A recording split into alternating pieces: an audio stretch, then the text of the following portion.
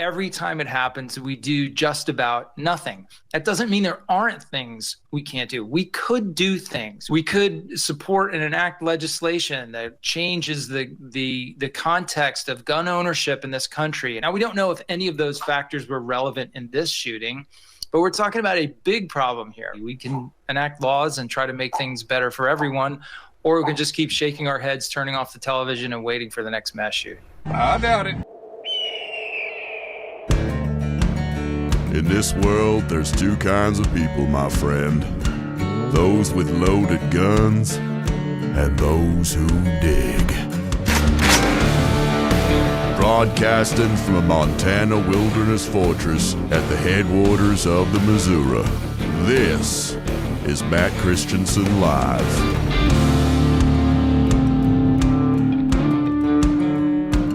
Hello and welcome to the show. This is Matt Christiansen Live for Wednesday, December 18th, 2024. Thank you for tuning in. A special guest will join in the second half of the show to take your calls. If you'd like to call the show, see the description for the link to the Discord server. There are instructions and help available on the server for you. This will be a fun surprise, and I look forward to it. But in the news beforehand, Justin Trudeau is hanging on to the Prime Minister's office by a thread in Canada. Will he survive to the new year? Will he resign for Christmas? No matter what, it looks like his time in charge of the Great White North is likely closing. A rare female school shooting hits a Christian school in Madison, Wisconsin. More details are emerging. Not a lot of clarity as to why. We'll examine. And meanwhile, Supreme Court Justice Jumanji Brown Jackson makes history as the first Supreme Court justice to perform on Broadway. Also sets the record for most cringe performance while doing it in a self-described queer rendition of Romeo and Juliet. Plus, we'll catch up with your super chats as well.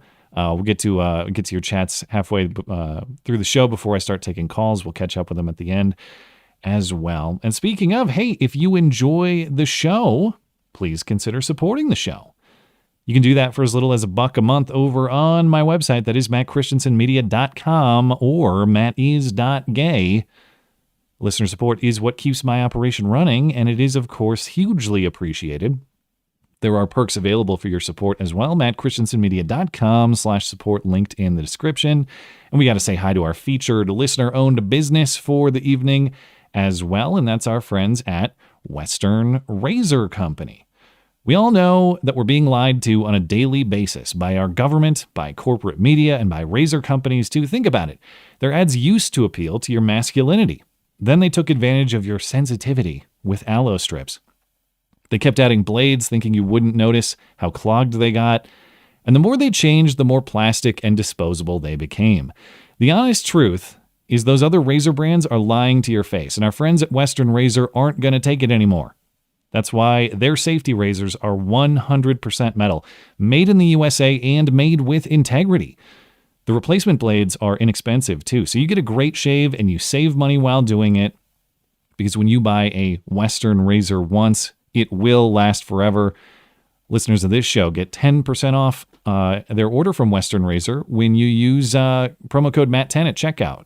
Don't let those other razor brands lie to your face. Head on over to westernrazor.com and order yours today. Western Razor, the last razor you will ever need. You can find everything you need from our friends at Western Razor, plus other great offers from the rest of our friendly listener-owned businesses like Hero Soap Company, Phoenix Ammunition, Hope Innovations, and more. mattchristiansenmedia.com/deals, deals by listeners, for listeners. Hey, speaking of our friends over at Hero Soap Company, remember they've just launched the Freedom Box, including 4 new exclusive soaps, all inspired by the triumphs of American history. Boston Tea Party is clean, fresh, and calming. Overmountain is woodsy, Frontiers is masculine, and Liberty Cleanse is woodsy, sweet, and musky. Pick up all 4 with a Freedom Box from Hero Soap Company, now shipping. Remember, listeners of this show get 10% off everything from our friends at Hero Soap. Promo code MCListener. High quality, all natural soap, shampoo, conditioner, cologne, and more. Hero Soap Company. Promo code MCListener for 10% off. all of it. A little bit of housekeeping before we hop into some news. Remember, this will be the last Wednesday stream of 2024. The next 2 Wednesdays, of course, are Christmas and New Year's Day. So Wednesday streams will be off until January 8th. Sunday streams will continue uninterrupted. I'll be back this Sunday, the 22nd. I'll be back on the 29th. Might go a little bit shorter through the holidays, but Sunday will continue uninterrupted, and we'll get back to Wednesdays starting January 8th. And also, I have a very important announcement to make.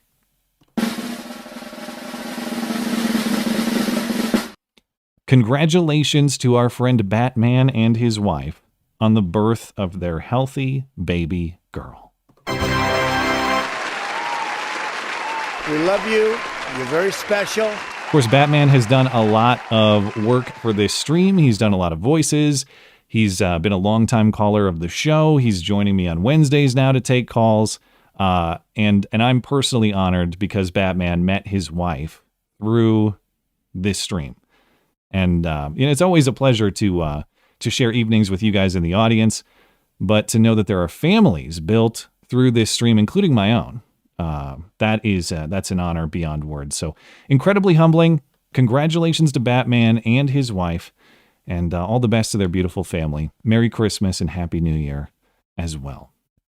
But hopping into the news, remember the slow creep of the truth and the shifting goalposts in Aurora, Colorado? First, it was no, Venezuelan gangs aren't taking over apartment complexes. That's disinformation. Remember, I actually got one of my first hit pieces in USA Today in the fall for discussing that story. Oh, what is he talking about? That's widely debunked. Well, then more information came out, including testimony from the people who actually live in that particular apartment complex in Aurora. And then, of course, there were the arrests of actual Tren de Aragua members. And so the official story shifted to, okay, they definitely control some apartment complexes, and they're collecting rent from people at gunpoint, actually. But it's just a handful of them. Remember Martha Raddatz with J.D. Vance on ABC? What are you talking? It's just a handful of apartment complexes, and J.D. Vance was practically laughing in her face. They haven't taken over the whole city. That's the new debunked point. They never took over the whole city. What are you talking about? It's just a handful of apartment complexes, this Venezuelan prison gang. Soon it's going to be, oh, come on. They haven't taken over the entire state or the Rocky Mountain region. Pueblo's very nice. Boulder's very nice. Colorado Springs is very nice. What are you complaining about? There is another update in the ongoing invasion. Reportedly yesterday there were 14 arrests of almost assuredly Venezuelan Tren de Aragua members or something like that. In one of these overtaken apartment buildings. Reports say these gang members kidnapped and possibly tortured 2 people, tied up, stabbed, and pistol whipped. Police have now detained 14 people in reported armed home invasion. That's the same apartment complex where a lot of people were complaining about the armed Venezuelan gang members roaming the halls. Reports indicate that investigators said that several suspects entered the apartment and had 2 people inside. The suspects then reportedly moved the victims to another apartment complex, or rather another unit on the property where police said they were found threatened and bound. An adult man sustained a non-life-threatening stab wound. At the moment, police say it's unclear if the suspects are connected to the Venezuelan gang Tren de Aragua.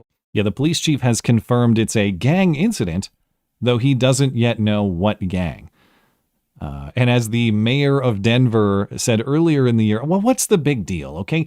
This is a gang like any other. We've already got the Crips and the Bloods in Denver. It's just one more, okay? It's just another neighborhood gang. Don't exaggerate it. So now it's just a handful of kidnappings, just a handful of stabbings, just a handful of pistol whippings. It's not like they've shot everyone in the city yet. Let's keep it in perspective here. This is not actually a major problem. Moving on to Congress. Hey, didn't we just elect a new president and flip the Senate? Because, well, a lot of reasons, but among them, primarily, Washington overspending that caused inflation and created economic hardship? Why, yes, we did. Well, that's great. So, hey, presumably they're going to cut back on all the spending, right? You got Elon and Vivek, and they're going to take some metaphorical machetes, start slashing all that pork. No, of course not. That's not the way it works. The spending will continue until morale improves, although maybe not. Maybe the pushback is actually working. But last night, Speaker Mike Johnson released a 1,500-page continuing resolution to avoid a government shutdown, which will start on Saturday if they don't do anything before then. Over $200 billion. It could be way more money than I don't even know how much the total package is. Definitely over $1 billion. I don't know about $1 trillion. Definitely hundreds of billions of dollars, though. Just monopoly money. Who cares? A 1,500-page stack of paper that pays for God knows what. Exactly the way Congress always does this kind of crap. It's a Christmas tradition. Wait until the last minute. Everybody stuffs in their favorite pork package. You skip town for the holidays. Great. This package, if passed, would fund the government through March 14th. The bill does provide $100 billion for disaster relief from disasters from this year and last. So hurricanes like Helene and Milton and so forth. Now, there's no reason we couldn't just do a clean disaster relief bill, standalone, get that taken care of without wasting money on a bunch of other nonsense, as many members of Congress are currently talking about doing. That's never the way it works. Maybe this time, maybe this one's going to be different. People are talking about it. Vivek and Elon are saying, we shouldn't pass this. This is exactly the opposite of what everyone was sent here to do, and exactly the opposite of what the forthcoming DOGE, the Department of Government Efficiency, is set out to eliminate. And Elon Musk is actually saying that he will support primary challenges to anyone who votes for this continuing resolution. And my first reaction was, well, so what? Didn't we just have an election on this basis and we're still going to send people back who vote for the same crap? What difference is it going to make? And by the way, those elections are going to be in 2 years. They're going to pass many more of these before those elections. However, if I listen to this reporting from earlier today on Fox, it sounds like a lot of the Elon/social media pressure is maybe getting to some members of Congress who are having some second thoughts or some hesitation about this continuing resolution. We're told right now in the past 30 or 40 minutes here that they might try to pull this interim spending bill off the floor and maybe just go with a clean bill. Unclear what that means for disaster assistance. Here's what happened. A post on X by Elon Musk sent shockwaves through the Capitol. House Republicans were trying to see if they have enough votes to pass the spending bill in the next hour or two. Musk posted that anyone who votes yes should lose their office in 2 years, and lawmakers are scrambling. The tweets from Musk, has that complicated this?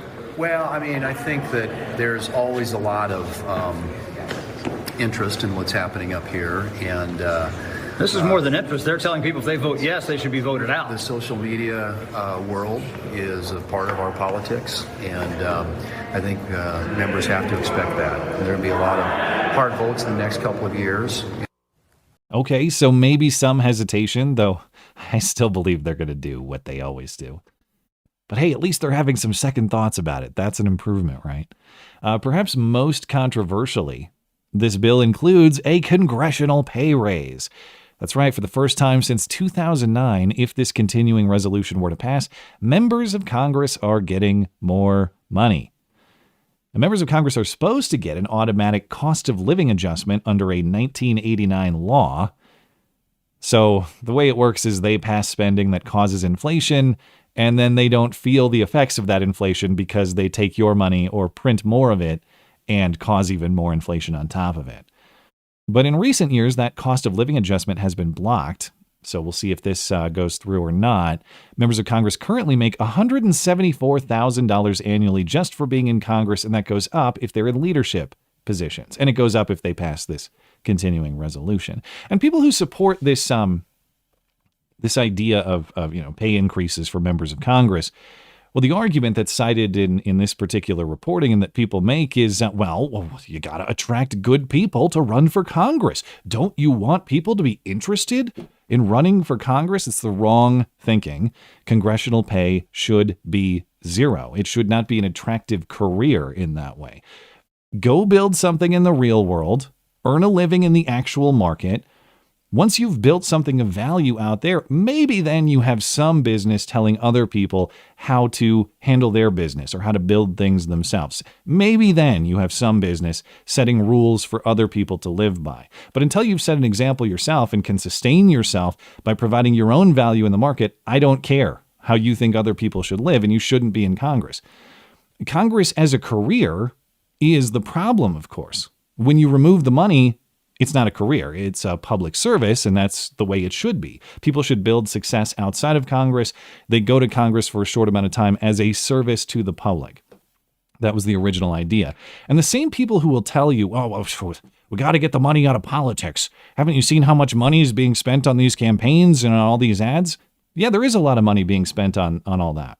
Perhaps it is a problem. But the same people who tell you that's a problem are suddenly going to turn around and say, well, don't you want Congress to have a living wage, members of Congress have a living wage? Don't you want to attract good people to come to Congress? No, I don't. And if we believe that money corrupts the process, as a lot of these people tend to when it comes to campaigning, advertising, all that stuff, pay well above the average American's income to sit in Congress is a corrupting force. It's not a force that attracts good people, contrary to this argument.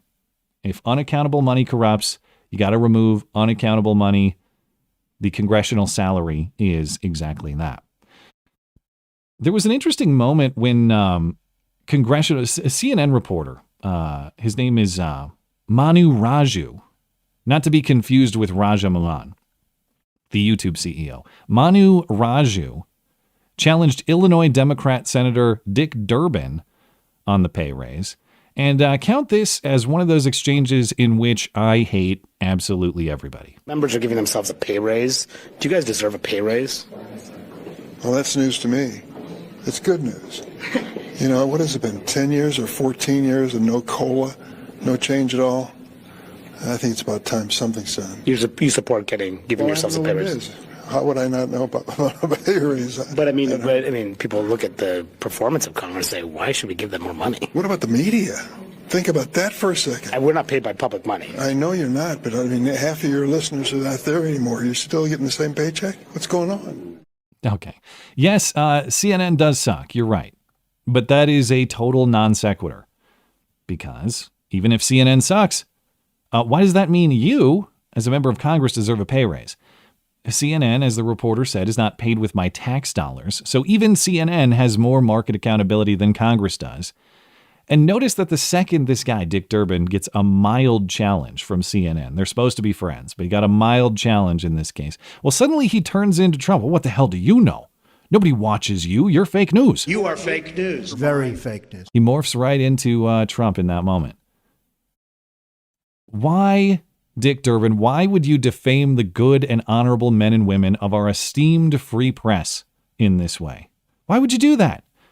Don't you understand that this Bollywood Oompa Loompa is the cornerstone of our democracy? That's what you tell us in every other context. And I thought, Bollywood Oompa Loompa, that's not that good. He's actually a Hindoompa Loompa. Hindu Oompa Loompa? Hindoompa Loompa.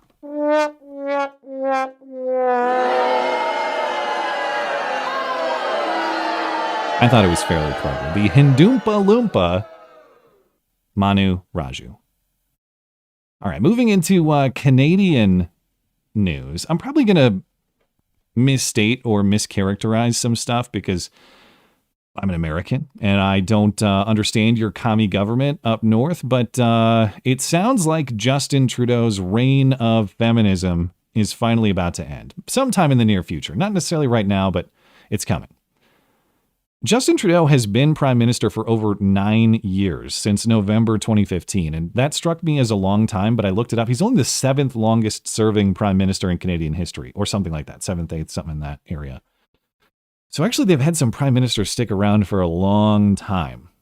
But it's probably time to go home regardless for him, because the political pressure is getting very hot. Trudeau is facing increasing calls to resign.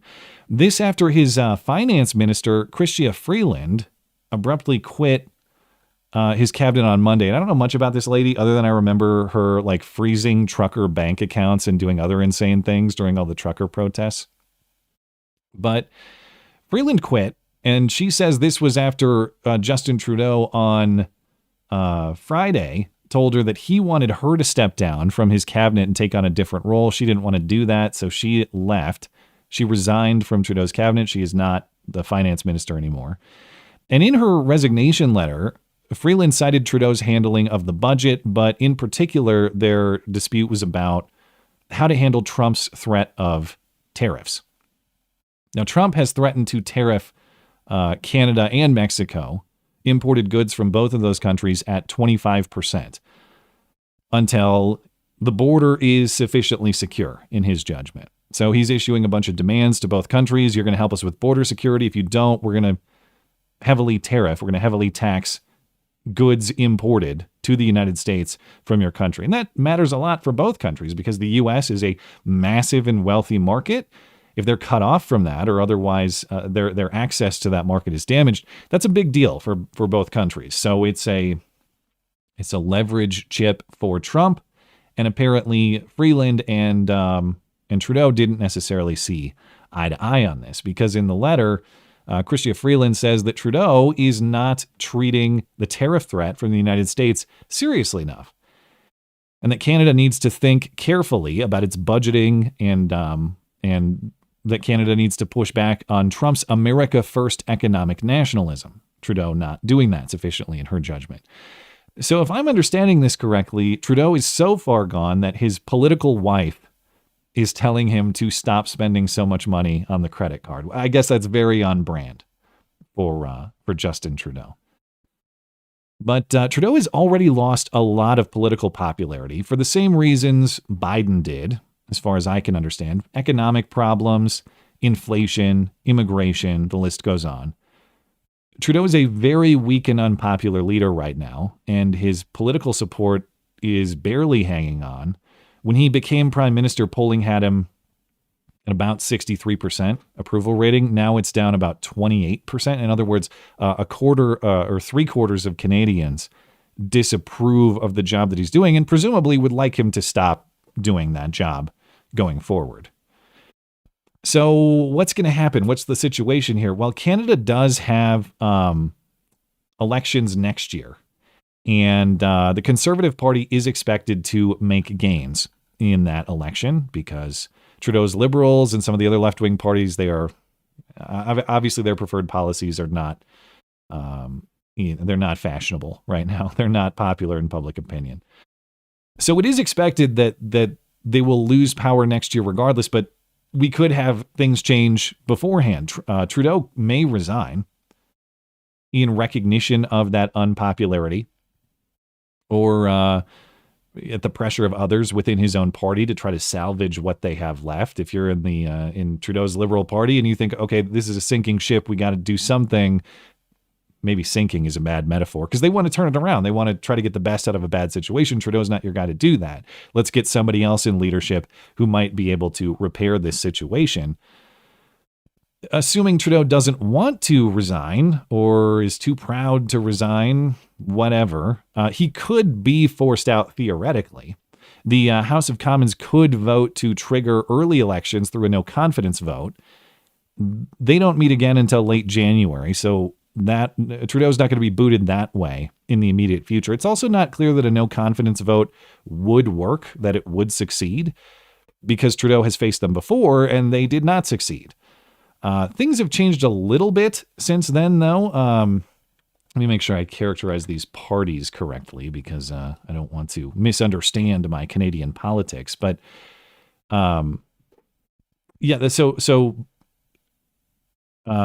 smaller party, the movement in Canada is with the smaller parties, and that's what's really driving the politicking here and the careful decision making.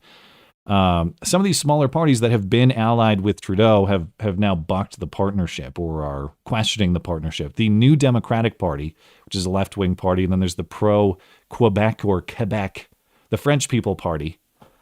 They've been allied with Trudeau in the past. They're now moving to varying degrees of opposition against him. The problem for the New Democratic Party is that, as far as I understand, that's a left-wing party. If they vote to oust Trudeau, they may help the Conservatives, who they view as worse.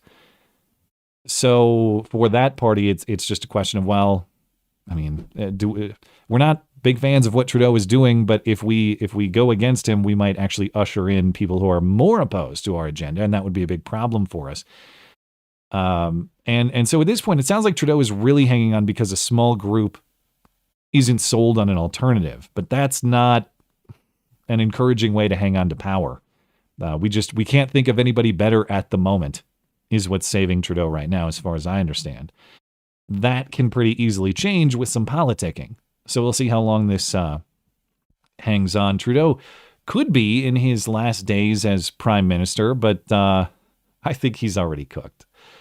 Because he recently suffered the greatest indignity of his already wildly undignified time in office. Now, I actually don't know when this happened. It's going viral this week, so I assume it's recent. Who knows? Maybe this is years old. But it's going viral now. Trudeau was out fraternizing with some commoners at some sort of running event, and a young man spotted him and correctly identified him and said, "Hey, everyone, look at this F slur." Justin, look at this fat. That goes instantly to the soundboard. Look at this fat. Many great applications for that one. I don't know who this young man is, but he's done a great service to the country. I looked it up. In Canada, their highest civilian honor is called the Cross of Valor. Get that kid a Cross of Valor immediately. Look at this fat. Actually, get on the phone, form the coalition, make him prime minister immediately. Canada will prosper for it. I guarantee that kid makes a better prime minister than Justin Trudeau. Look at this fat. Moving on to the shooting, the school shooting in Madison, Wisconsin. This at first this looked like maybe a sequel to the Nashville transgender shooting last year. There was confusion initially about the shooter, who was called a girl and then a boy and then maybe both or maybe neither, and then the gender wasn't important and we're not going to talk about it. It actually sounded initially like a tranny attacked a Christian school again, but it doesn't look that way now. This actually is an ultra rare female school shooting, and even more rare, this female actually hit some of her targets and successfully offed herself. I say that. Remember there was a female shooter, mass shooter at YouTube? What was that, like 2016, 2017, 2018, somewhere in there? That shooter succeeded in killing nobody, and then when she killed herself, she shot herself in the heart. So I'm not sure. A brutal way to go, and I don't know. I guess what I'm saying is, for the female mass shooters to successfully off themselves is a high rate of performance at this stage. No, I shouldn't joke. It's terrible. Obviously, I don't mean to make light of it. It's awful. It's a terrible situation. It's just very rare. We don't see this type of event very commonly. So let's start. There's different reporting here. There's the official facts from law enforcement and mainstream media, and then there's the unofficial stuff that's on social media or from social media sources. So let's start with the official. The shooter is identified as 15-year-old Natalie Rupnow. She killed a teacher and a student and injured 6 others. 2 of those injured are students in critical condition with life-threatening injuries. 3 others are students and a teacher who are expected to be okay. As I mentioned, she also took her own life by gunshot. This was at the Abundant Life Christian School in Madison on Monday morning. She used a, as far as I've seen, yet to be identified handgun to carry out the attack. Investigators are still piecing together a motive. They say it appears to be a variety of factors, according to the Madison police chief yesterday. Investigators aren't specifying a motive just yet. They're searching through social media, they say, and they believe bullying may have been a factor. The Washington Post has a story out this morning on the troubled family situation for the shooter. Court records show her parents had divorced and remarried, and it's been as they describe it, a tumultuous situation for this girl and her family. And this girl had been enrolled in therapy as a result of this turbulent relationship with her parents. Custody of Natalie, this 15-year-old girl, has bounced around. Apparently, she's been living with her father mostly as of 2022. Her parents are cooperating with the investigation, according to police and according to this reporting. As far as the potential connection between the parents and the gun, on Facebook, her dad apparently had photos of Natalie aiming a gun at a firing range or shooting at a shooting range. Her dad said Natalie had joined that shooting club recently, and they've been loving it. So they were doing this as a hobby, apparently. The Washington Post presents that implicitly to be nefarious or suspect. It's not, of course. Parents taking their kids to go shooting is not something that is a bad behavior or is to be frowned upon or is suspect or anything like that. There's nothing wrong with a parent taking a kid to the range, but there is apparently an oddity about the photo that is described in this Washington Post piece. Natalie's wearing a t-shirt of the band KMFDM. That's a German band whose lyrics were posted by one of the Columbine shooters before carrying out the attack. I think this is the same photo or the same shirt that is seen in photos of her circulating social media. It's not that, I don't know. I don't know how popular that band is or not. Could be total coincidence, but it does seem odd connection between a different school shooting and this band and her. Was that symbolic? Was that intentional? Unclear. And also unclear if the gun that she's depicted using in some of the photography from her dad is the same one that she used to carry out the shooting, or if she got the gun through her dad at all.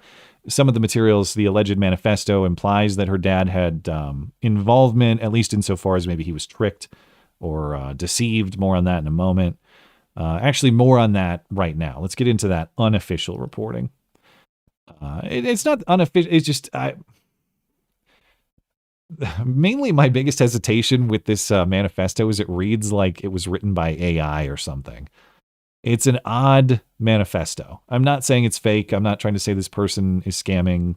It's a very weird manifesto. But then again, I guess you have to be very weird to carry out this sort of attack.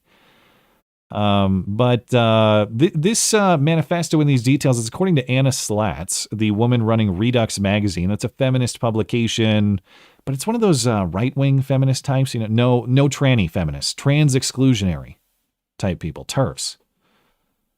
Anyway, her view on feminism is not really relevant to the facts here. She says that she made contact with the boyfriend of the shooter. And this is some other kid living in Germany. The two have never actually met in person. Again, this is according to her. We don't know who this person is, but this is according to her account, the reporter. And the shooter, the reporting here says boyfriend knew her as Samantha Ruppnow, not transgender. None of that stuff applied. The guy in Germany, her boyfriend's not transgender. Transgenderism had nothing to do with this. But she had a manifesto called War Against Humanity, which is 6 pages long, and this reporter has shared it as well. And this reporter got that manifesto from the boyfriend. There was an account on X supposedly belonging to Natalie Ruppnow, and it had posted a link to this manifesto, but it was on Google Drive. And it was, account or password protected. It was not shared publicly. So the link was there, but unless you had access to it, if you had the right account to access it, you couldn't read it. This boyfriend supposedly had the manifesto. And you can read through the manifesto. It describes a difficult relationship with parents. Ruppnow called her parents scum in this manifesto. And she says her mom was a drug addict, implies her dad was an alcoholic. Says that she was generally checked out from life due to bullying at school. Says her parents didn't love her, didn't want her.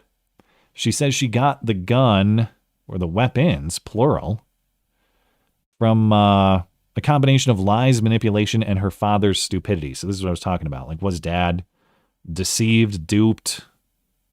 Unclear. Not a lot of specific detail there.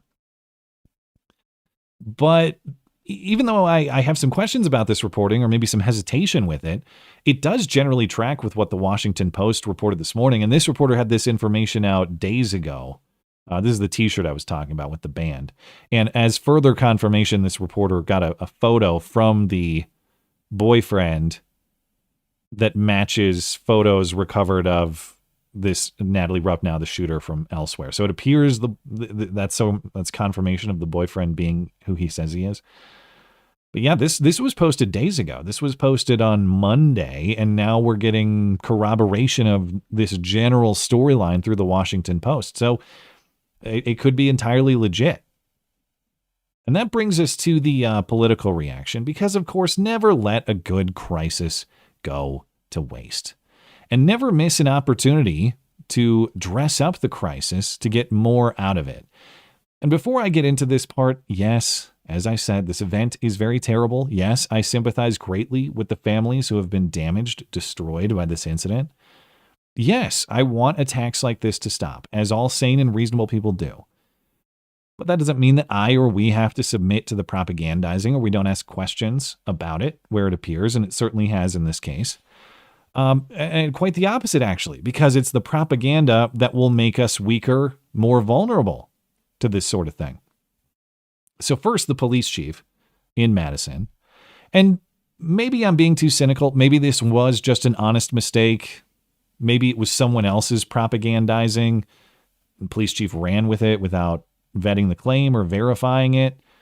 But the Madison police chief is Sean Barnes, and on Monday, in describing this event, he said that a second grade kid was the first one who called. Look at this fat.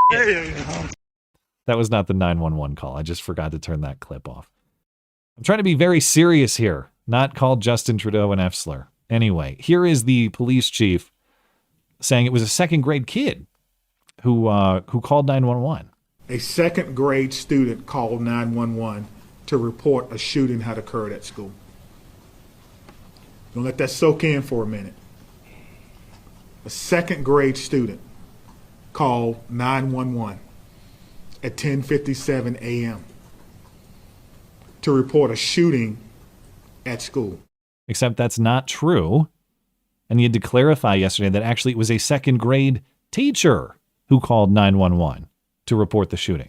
The police chief also clarifying a remark he made on Monday night when he said at the time that the initial call to police came from a second grader. He said during a press conference yesterday, instead, it was a second grade teacher who made that call. He apologized for making that mistake. Well, so what? What difference does it make? We might think, oh, whoever called 911, this is a terrible attack, should have been stopped.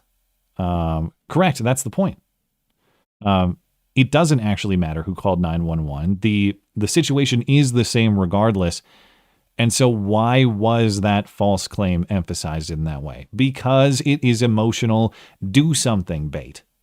Oh, didn't you hear? A second grader had to call 911. So we must do something. Oh, do you want to live in a country where a second grader calls 911 on a school shooting? If not, we must do something.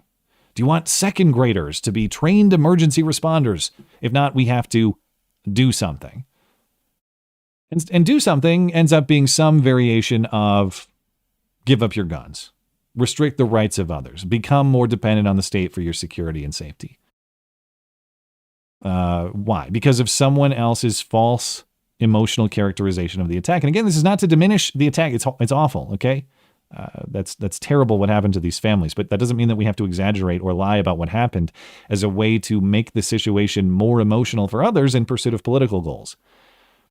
And to that theme, I regret to inform you that former acting FBI Director Andy McCabe is at it again.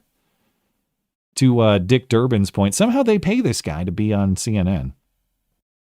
And McCabe is saying, well, even though we don't actually have any of the relevant facts to see how this shooting happened, it's obviously correct to change the context of gun ownership in this country. And the context, I guess, shouldn't be gun ownership. I assume that's what he means. Every time it happens, we do just about nothing. That doesn't mean there aren't things we can't do. We could do things. We could support and enact legislation that changes the context of gun ownership in this country and emphasizes gun safety and responsibility with the firearms that you own and keeping them out of hands of children and doing really vigorous, consistent background checks across the country. We could stop selling people, eliminate the ability to purchase guns without a background check. Now, we don't know if any of those factors were relevant in this shooting, but we're talking about a big problem here, right? That These are the things that impact the level of gun violence in our country. But the fact is, we do not have the political will to improve this situation. We don't have that. And so as citizens, it can be frustrating because you like, what can I do? Well, what you can do is start supporting people who think the same way that you do about a need for greater gun safety, a need for greater safety in our schools, and are committed to the idea of reducing gun violence. Those are the only things that we can do in a free democratic society. We can enact laws and try to make things better for everyone, or we can just keep shaking our heads, turning off the television, and waiting for the next mass shooting. Look at this fat. He's actually doing the do something meme. We could do things. Okay, what things could we do? I don't know. Things. Well, are those things related to this event? Who cares? They're things, aren't they? And we should do them because they're things. Once again, the idea here, only Congress could possibly protect you from all the world's evil. Not you yourself, not your family, not your neighbors. We all rely on Congress. It's the only way in a democratic society to handle this sort of thing. It's only through Congress. That's all you got. Because I know if someone breaks into my house and points a gun at me, I'm going to say, you idiot. Don't you know that Congress has banned the use of a firearm in the commission of this felony? Haven't you heard? And then Congress, DC's top Democrats are going to swoop in like the superheroes that they are, and they're going to scoop that man out of my home and save my family. No, evil exists. Guns exist. That means evil with guns is capable of confronting you or your family or your neighbors. Do you want a chance in that fight, or do you want to be a victim? As far as McCabe's proposals here, mandatory universal background checks already exists for federal dealers or any interstate transfers. Does he have any evidence to say that there was that the gun in this case that got to that 15-year-old girl, that was handled through some kind of private transfer without a background check in Wisconsin? No. Even though we're going to go with this policy proposal of his, even though we'll see when it comes, it's very likely that her dad bought that gun legally at a dealer and went through a background check. That's probably the way this is going to turn out. Oh, well, what if we had safe storage? How do you know that the storage wasn't safe in this case? How do you know how that gun was stored or not stored? And on what basis are you saying that feds should have the authority to come into my home or your home or anybody's home, a private residence, and inspect or enforce the way firearms are stored? That is unconstitutional on many levels. You got Second Amendment problems, you got Fourth Amendment problems, but it's not the federal government's area to police under the 10th Amendment anyway. They have no constitutional authority for such a thing. Well, we shouldn't have kids being able to get guns. They can't buy guns under federal law. They can access them through their parents, which is presumably what happened in this case. What are you going to do? You can't have a gun if you're a parent. I assume that's something like that is probably the world this guy wants. Ironically, of course, being a parent is a great reason to have a gun. You have something to protect. But, we have to change the context of gun ownership. There are two ways to interpret that. Does that mean change the way guns are owned? Or does that mean change the context, as in the context should be something else, as in no gun ownership? Draw your own conclusion on what you think he means. But in addition to actually doing the do something meme there, he's actually saying, well, we don't know if the facts or the truth are relevant to my preferred policy. We have no idea. But it obviously means that my preferred policy is correct. Cool. Must be nice to be automatically correct and wise no matter what, Mr. FBI man. He says in there too, we don't have the political will. We don't have the political will to solve this or improve it. Yes, we do. Literally everyone wants schools, wants places of public gathering, any public target. They want those places to be safe, secure. They just disagree with you on how to achieve it. There's nothing we can do but vote for the right members of Congress. There are lots of things we can do. In fact, voting for the so-called right members of Congress is one of the worst, most ineffective things you can do. It's the weakest possible solution. Pay more taxes to people who don't care about you and never will. and just collect your money and amass their own power. These people aren't going to respond to you in an emergency. Here's the real solution. Arm yourself, train yourself, become a hard target, talk to your school board, get on your school board, make your local school a hard target too. Those who bring force, like a crazy school shooter in this way, they can only be met with force. You can't vote them away. Can't show them a piece of paper that says what they're doing is illegal. Only force is going to stop them. They only deal in force. They must be met with force. So you got to get serious about proficiency with force yourself, not outsource that to some superhero who's going to come save you. No, it's only you. You are your own first and last responder, and that includes the protection of your family. And the more school shooters who get instantly shot in the face upon confrontation at these schools or elsewhere in public, the fewer school shooters there will be. So set up those mechanisms to make school shootings extremely difficult to achieve. Those are all things that you can do. There's nothing you can do but vote for who I want in Congress. No, there's a long list of things that you can do in your own home and in your own community to make this sort of attack less likely to do this kind of catastrophic damage to you and your family. And before I move on, of course, Joe Biden has to do his ritual anytime there's a shooting, although it's really not any Every time. time it happens, we do. I swear eventually I'll forget to turn off my clips. Sorry. It's not every time. It's a selective ritual for Joe Biden, because he didn't do this for the United Healthcare CEO shooting, Luigi Mangione, the assassin guy. We didn't get a statement on gun violence and common sense solutions from Joe Biden about that one. Very odd. But Joe Biden issues his statement about the school shooting in Wisconsin. And of course, we need common sense solutions. We need universal background checks. We need a national red flag law. We need a ban on assault weapons and high capacity magazines, all of which are almost certainly totally irrelevant in this case, and unconstitutional in general, of course.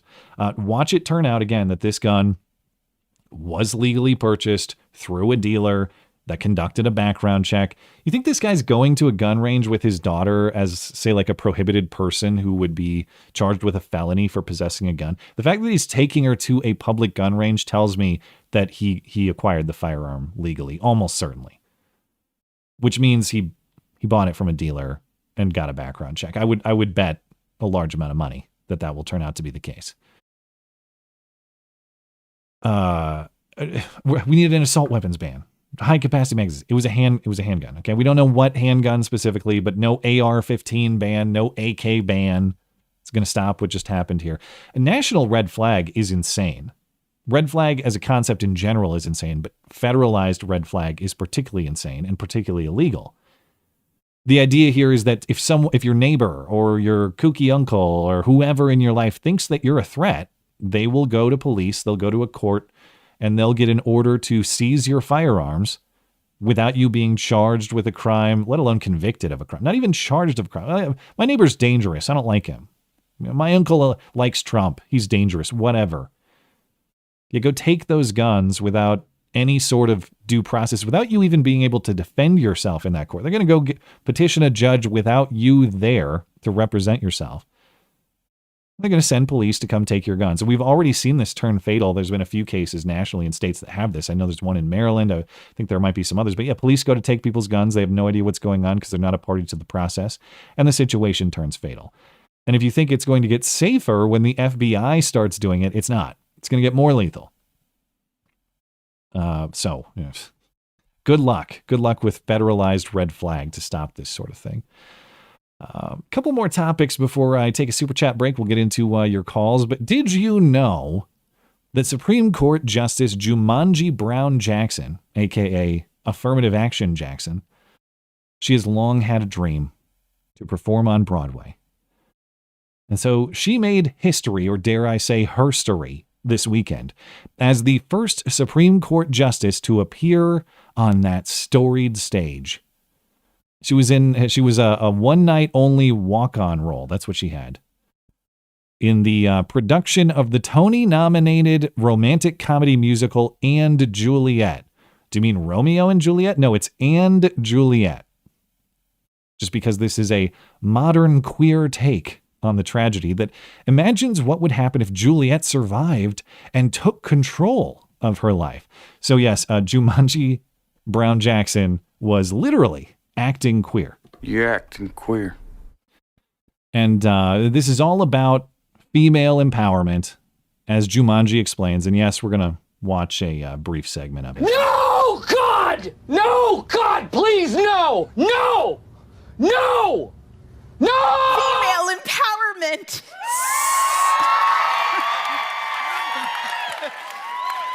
Sick! I like it too.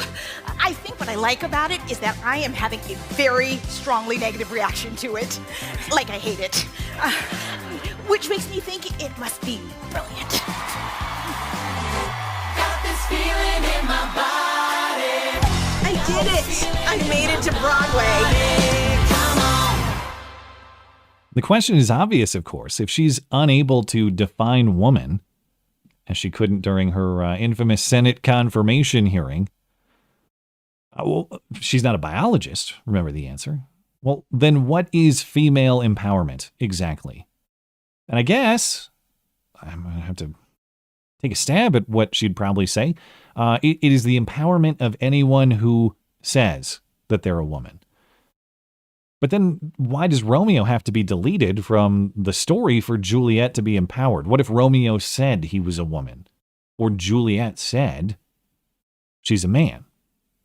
And how exactly do we celebrate feminine strength if we don't believe in feminine and masculine distinctions? Indeed, we aren't biologists, so we can't even make them. Men and women are exactly the same and interchangeable, but also women are oppressed and they need empowerment, and that's what this is all about. But also, who the hell knows what a woman even is? This lady is in charge of interpreting the Constitution, I'll remind you. The same lady who was baffled that the First Amendment seems to restrict the government. The same lady who said that banning cross-sex hormones and puberty blockers for kids, which they're doing in Tennessee, that's pretty much the same thing as banning interracial marriage constitutionally. And of course, another one of Joe Biden's great accomplishments. Joe Biden making an affirmative action pick for a Supreme Court that otherwise properly recognized the unconstitutionality of affirmative action policies in other government contexts, namely public universities. The pick, affirmative action Jackson, the pick so unqualified and so unknown that even Press Secretary Jen Psaki didn't know how to pronounce her name or say her name. She typed it out in a tweet, called her Ken Taji. Congratulations to Ken Taji. And what an honor for her in the queer rendition of Romeo and Juliet on Broadway. In other cringe news, gun control activist David Hogg just announced his intent to run for co-chair of the Democrat National Committee. Look at this fat. He says he can win back young voters. I doubt it. Now, winning back young voters, of course, acknowledges you have lost young voters. And people like David Hogg are a big reason why. Now, you wonder why, especially young men, particularly young men, have abandoned the Democrat Party. They don't vote Democrat anymore. Well, it's probably because of the David Hogg vision or portrayal of masculinity. Flimsy, weak, an advocate of government dependency for safety and any of your other needs. How would David Hogg gain this role? Well, he has to gain the votes of 448 DNC members who cast ballots. And he is lobbying them right now. He's emailed them all. He's calling them. He's arranging meetings.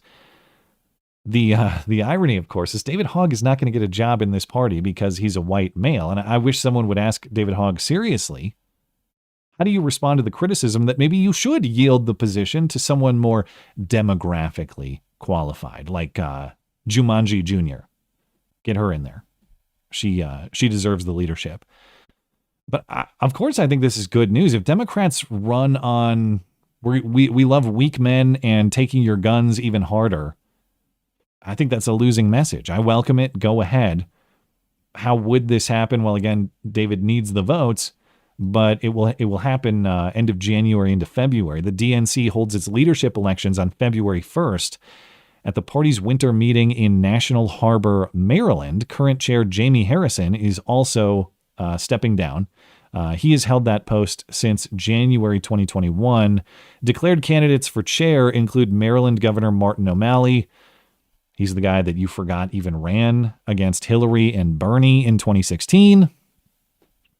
Minnesota State Democrat Party leader Ken Martin, former Chicago mayor and Obama chief of staff Rahm Emanuel, also believed to be interested. Now, I think it would make for an entertaining pair if Tim Walz ran with David Hogg, especially considering Tim's circle of friends. I've become friends with school shooters.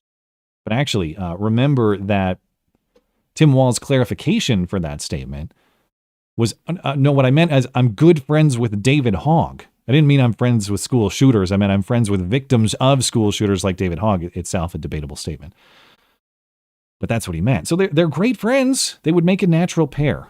And Democrats doubling down on Walz and Hogg, or maybe just Hogg, for 2025. That's great news. I hope it happens.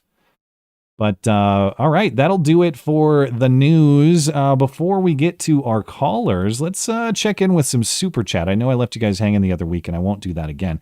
Actually, over on Rumble, it's Just Dangerous Spaces, our friendly producer and call screener. And he just says, said it before, I'll say it again. Shooters ignore gun laws. The proposed solution.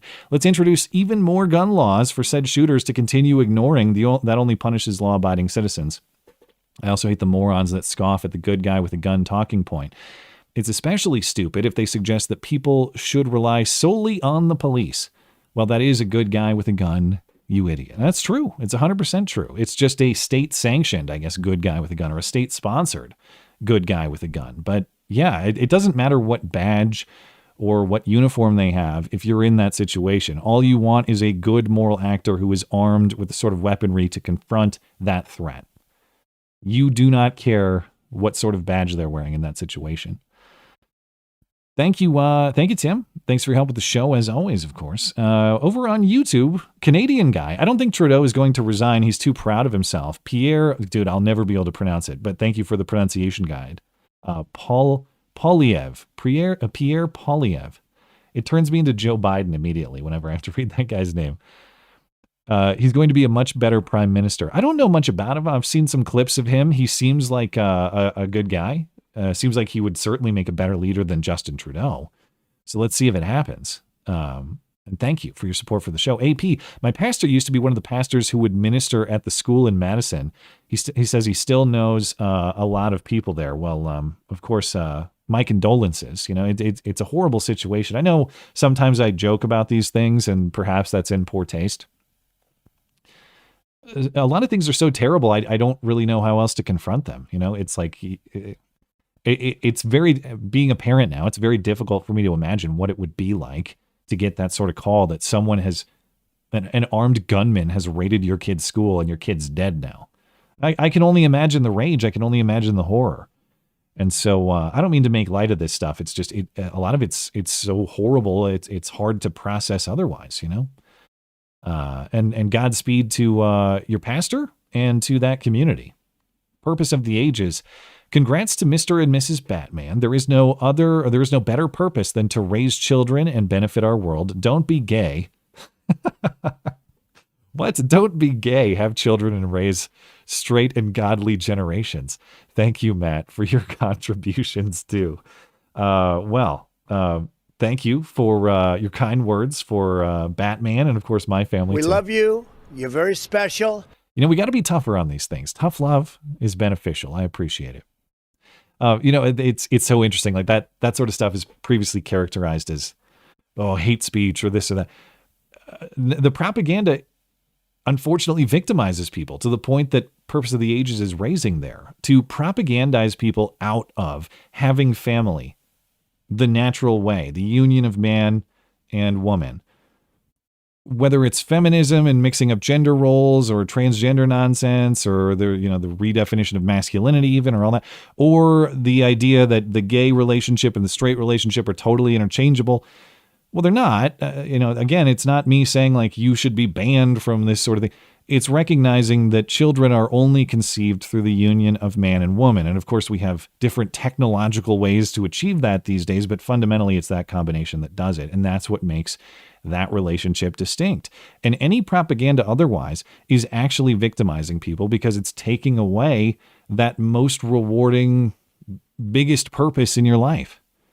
And so I certainly take your point, purpose of the ages. It's obviously it's how the next generation comes about. So it preserves humanity. It preserves our society. But if you want to live a happy, content life yourself, even for purely selfish reasons, have a family. You don't want to die alone and sad. Have a family. Thank you, purpose of the ages. TJS, God bless you, Matt. Well, God bless you too. I appreciate it very much. Ramrod, New Jersey, or NJ, thank you. Daniel Yeager.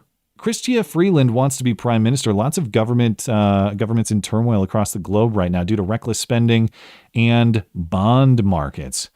Could be. I don't know what's driving it, but it does seem like a lot of things are going haywire right now. We're good on Odyssey. We're good on DLive. Thank you, Daniel Yeager. I am going to take a break right there and come back to your chats at the end of the show. I'll have to just circle back with you. And I'm going to go find my special guest for the evening and get into your calls. Stand by.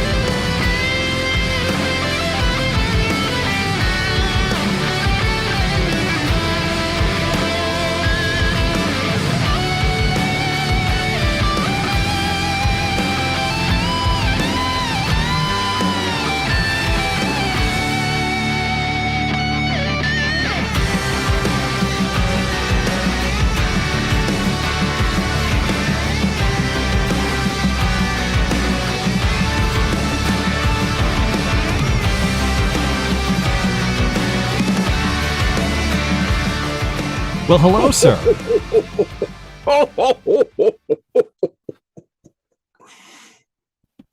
You're not going to say Merry Christmas to me? That's it? It was, I guess. Merry Christmas! It's not. I thought I was a better boy than that. You look like you're going to give me coal. Sorry, Matthew. I know I've. So good to see you. Hey, got a question. You're on the naughty or the nice list this year, right? Well, you're the one who would know. Let me check real quick here. Let me take a look. Oh, let's see here. This Matthew. That's right. Holy reindeer droppings. I'm not going to sit here and be defamed by a mall Santa. Did you? What? Okay. And others. Okay. Well, looks like you might have plausible deniability. So, wow. And the fact that we're running low on colon switches thanks to the Hunter Biden this year, I think I can slip you on the nice list. Thank you. I appreciate that. That's very kind of you. All right. Who are you actually, Mr. Santa Claus? Santa? Well, some other people know me as Del the Redneck. That's right. It's call-in show celebrity Del the Redneck. And that's right. You know, I mentioned Batman earlier, and I don't know if you know Batman very well, but Batman is another call-in show legend. He's been helping me out with the call segments. And Batman just had a baby girl. I heard about that. And so we're congratulating him for that. But Del got in touch with me, I don't know, a week or two ago and said, I would like to contribute in that way too. And I said, well, of course, it's been awesome to have you over the years of the call-in show. And when I got on a Zoom call to talk about it, I said, I had no idea you were a mall Santa. So now this is perfect timing. Yeah.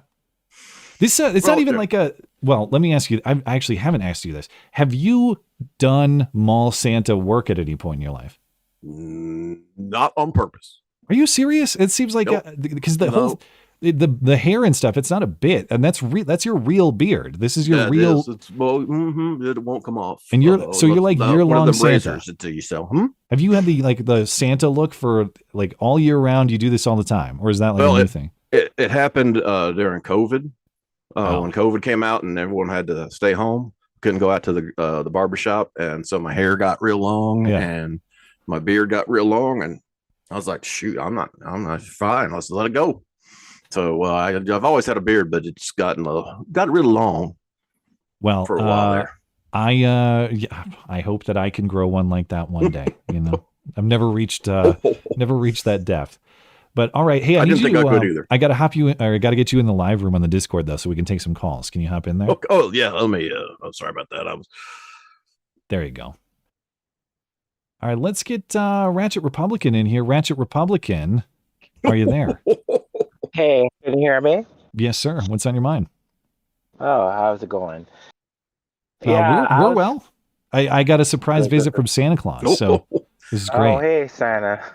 Hello, Ratchet. Hey, what's going on? What's on your mind, man? I was thinking about, what United States would be under the 4 years of Kamala. And the closest thing that I could think of is Canada right now. And I have been binge watching a lot of videos on YouTube of people who are leaving Canada. And it's a wide section of people. It's different classes, different races, all these same people. But it all boils down to the same policy and the same issue, and that's immigration. It seems that under Justin Trudeau, he followed the same immigration policy as Biden, where he allowed millions and millions of immigrants to come into the country. And it created this negative feedback loop. So the purpose of the immigrants was to create economic stimulation. But what happens is that when you bring these people in, they're not Barbie dolls. You can't just put them on a shelf. They have to be fed. They have to have shelter. They have kids. Those kids need to have schools. They have cars that need to be driven on the road. So you have all these people who are coming in where the infrastructure and the public services are not prepared for them. So now they're competing with native Canadians for services. And what ends up happening is they tend to be more of a drag than positive when it comes to the economic situation.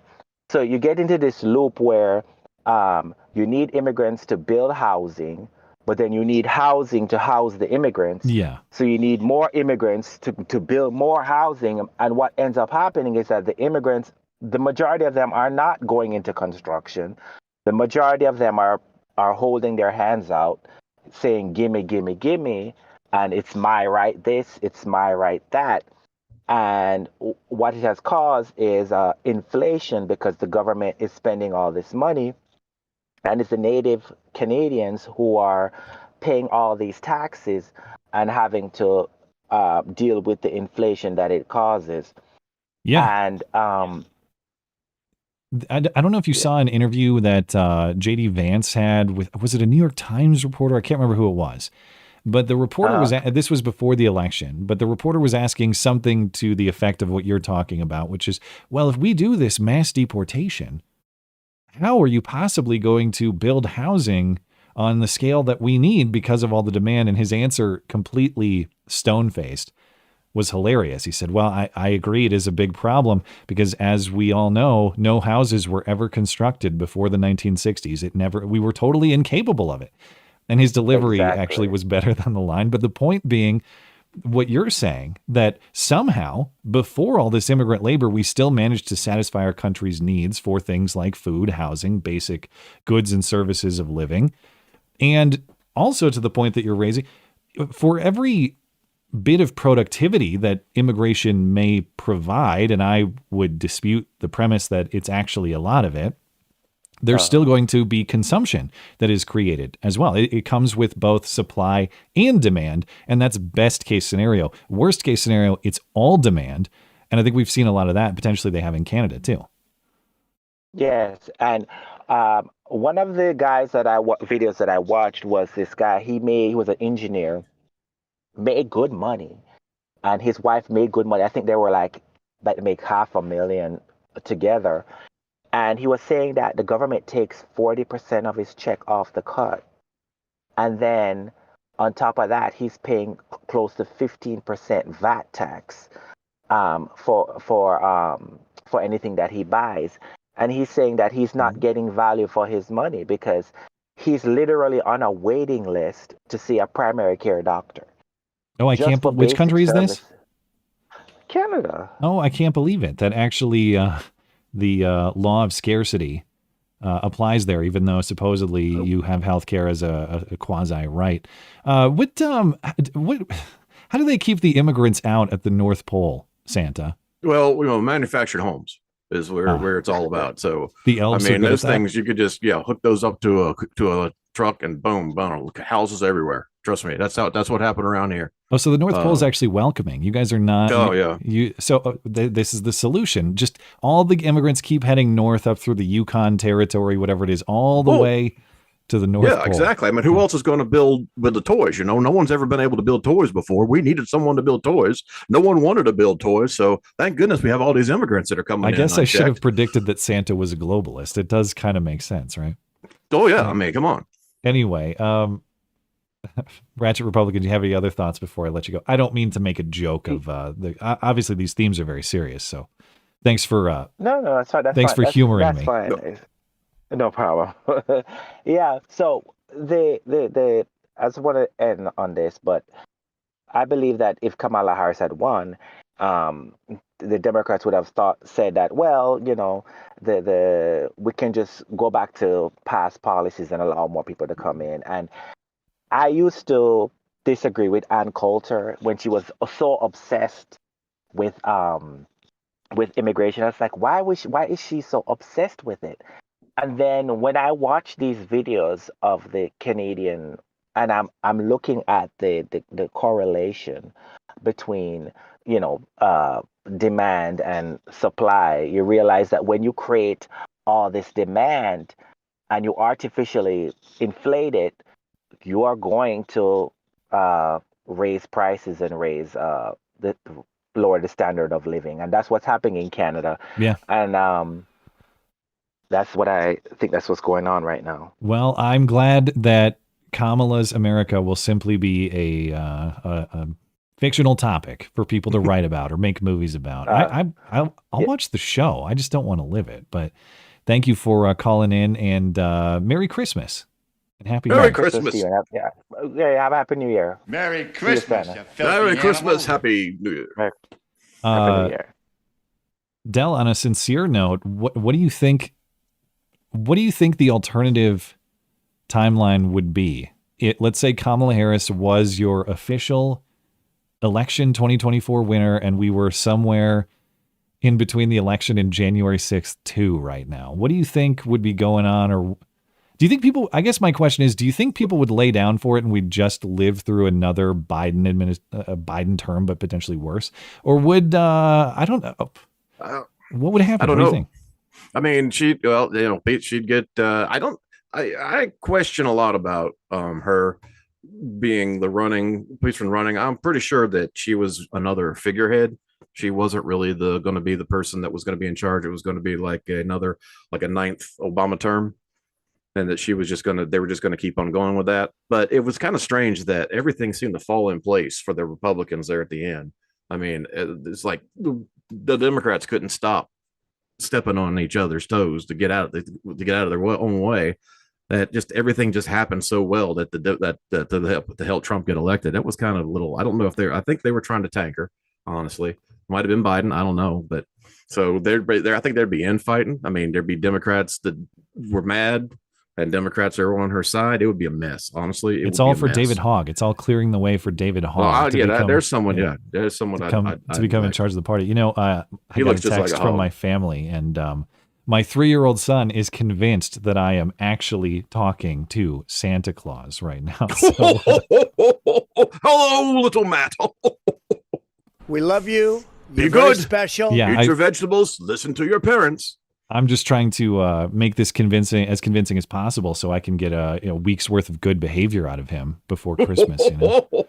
Thank you for helping with that. All right, next up we got. Okay, this is that name I can't pronounce, but I mixed up this person and another person last time, so I don't want to do that again. How do I say this name? Jai Zheng. Just call me Justin. This is the one that's Justin in Chinese. Yes, sir. Okay, why did I think you were someone else called in the other week, and I thought they were you, and then I felt really bad. So, okay, Justin in Chinese. What's on your mind, sir? Well, just wanted to say, first of all, congratulations to Batman and his wife for their new baby girl. Yeah, it's great. Yeah, my sister-in-law actually just had her little baby, so now I'm an uncle. Well, congratulations to your family too. Is that is this your first entry into, what is it, uncledom, uncleness, unclehood? Yes. Uncle Jung. Yeah, it is. Okay, Yep, that's really cool. Congratulations to your family, man. Yeah. Well, what do you got for us? Well, wanted to talk about the quote unquote continuing resolution, the budget that isn't. Just, I don't know why we're even allowed to pull that kind of crap. It should be a budget or nothing. As in none of these temporary stopgaps? Yeah.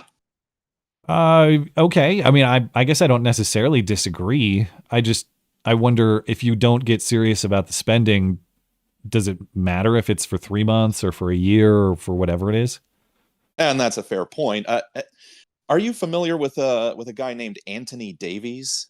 No. Okay, he's an economist at Duquesne University.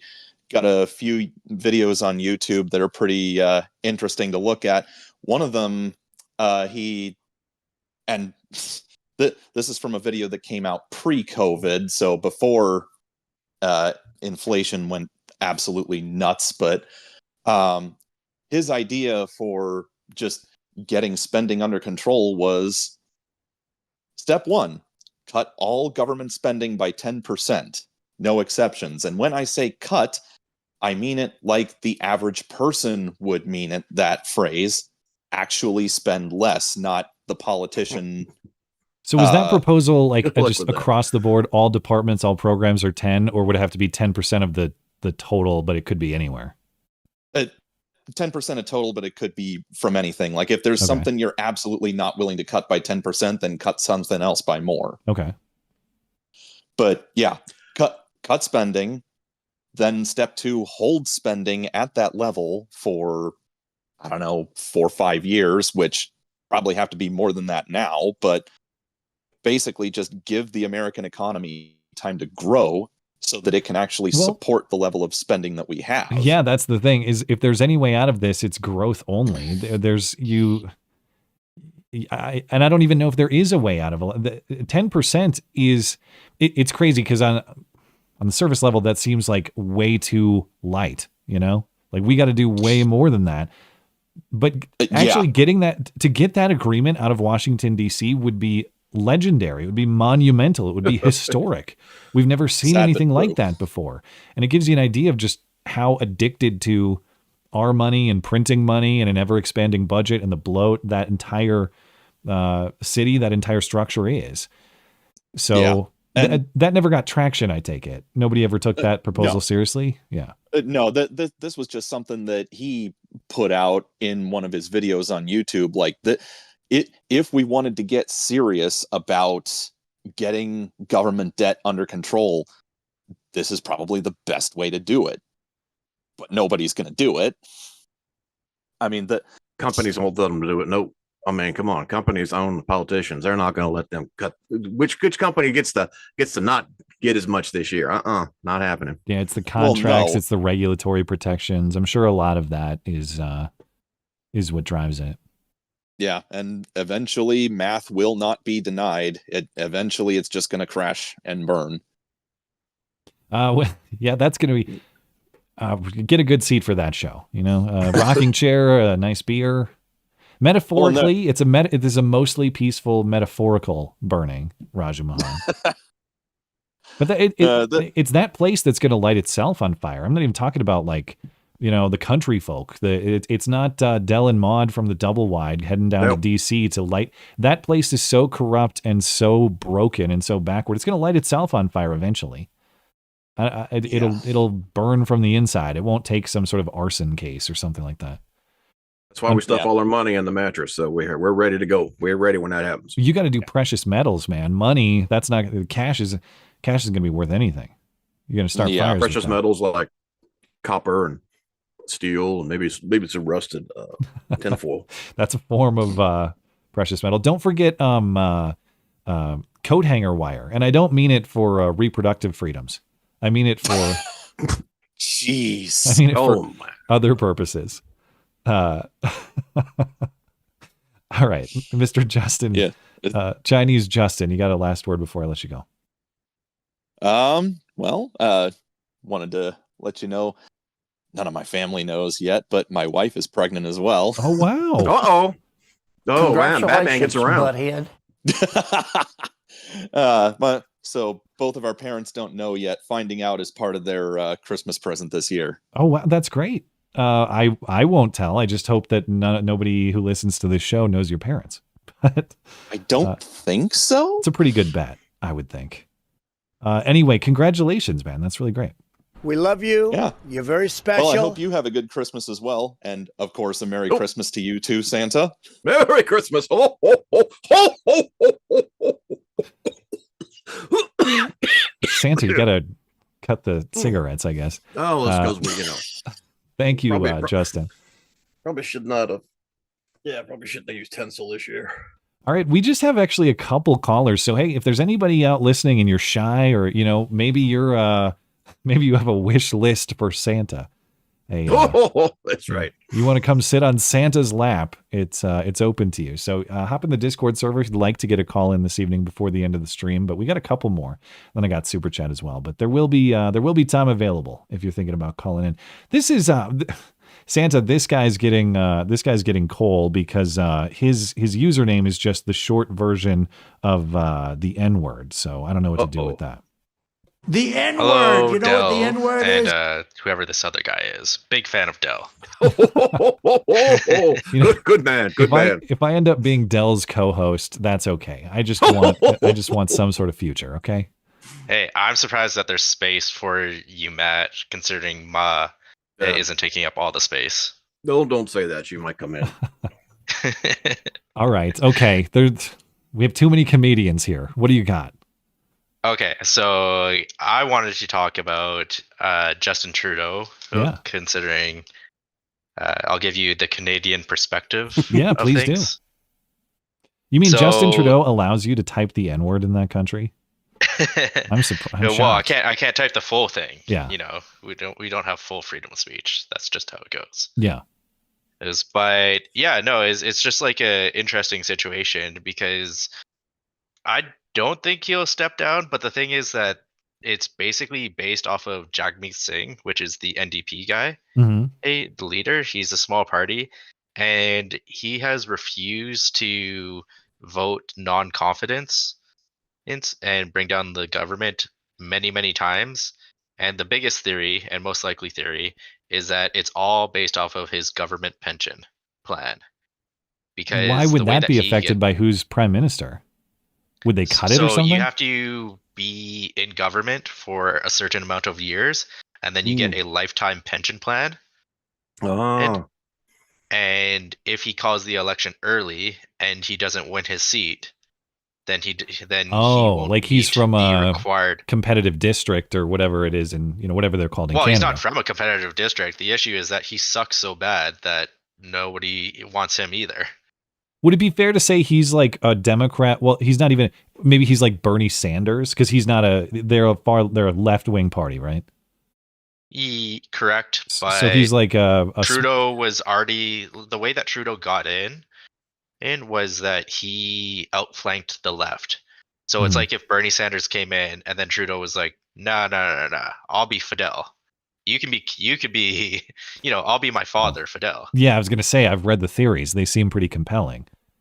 But Okay, so this guy doesn't want to oust Trudeau because you can't oust Trudeau without putting yourself up for re-election. And if he puts himself up for re-election, he risks losing and not having that sweet government money for his retirement. That's what's going on? Okay. Lifelong pension plan for less than, I think it's about 8 years in government, so less than 10 years in government total. Oh my God. This is part of the same thinking. It's like the stuff quoted in that story about Congress giving themselves a raise. Well, you got to attract good people, got to give them good benefits and high pay. No, you don't. We don't have to pay them all of these extravagant things for the privilege of telling us what to do and controlling our lives. In fact, you shouldn't be paid for that. But Correct. Anyway. But on that note, it's also related to the whole budget issue. So when it comes to the budget, I know like these might not sound like big numbers for you Americans and everything, but $20 billion over budget. Now that is a 50% increase in the deficit, which is already at $40 billion. So $60 billion total. But that is also 600% more than what they said that they would have as their budgetary deficit when they were first elected. And like the thing is with Canada is that we do not have a universal dollar, or all the oil in the world doesn't get traded in Canadian dollars, it gets traded in USD dollars. There's whenever you have a central bank, they store a lot of USD dollars. And then you have places in South America that obviously use USD dollars. You have Malay that's like talking about switching to the US dollar. You don't have that when it comes to Canada. So this is very detrimental towards Canada. And if you also think about it, we haven't had really any great increase in services when it comes to the Canadian and in the increased spending. I'm shocked to hear that. Yeah, the only quote unquote service that it has slightly increased, which this is what I'm going to say is like you guys can watch out for, because the Democrats always talk about universal health care, especially Bernie Sanders. But as soon as they get that, they then push for universal dental care, which is what is currently happening. And they've done that for children, and then they want to expand it. And then they also then want to implement universal pharmacare. Now, none of those have happened, but wait, universal, what was the last one? I didn't even hear that. Pharma. Oh, pharma, yeah, pharmaceuticals. pharmacare. I was thinking farm, like they're going to make a farm for you. That's dumb. They're going to give you drugs. Yeah. Universal farm care. They're going to take care of your livestock. That's what I was thinking. Yeah. That's what we need. Yeah. Okay. So the government promises, they move on to the next promise before they've even fulfilled their prior one, it sounds like. But before I let you go, what do you think the timeline, as an outsider, it looks to me like Justin Trudeau's days are numbered, whether he lasts the next year into the next federal election, or maybe he resigns sooner, or there's a vote of no confidence. You tell me, what do you think the timeline for Justin Trudeau's prime ministership is? How long do you think he's going to last? So there's a couple of different things, and it's actually interesting around the election too. But the one that's currently being proposed is that Jagmeet Singh will finally vote non-confidence around February, because there will be sufficient amount of time for the actual election that he will finally meet his deadline to get his lifelong pension plan. God, dude, that's the these people. Big thought. Okay. Now, the other thing is that there is a mandatory one, I think, that is supposed to happen around September or something like that, but they moved it.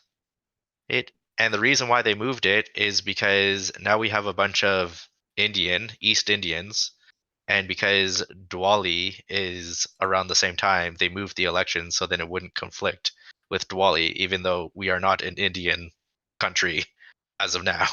Not yet. Just wait.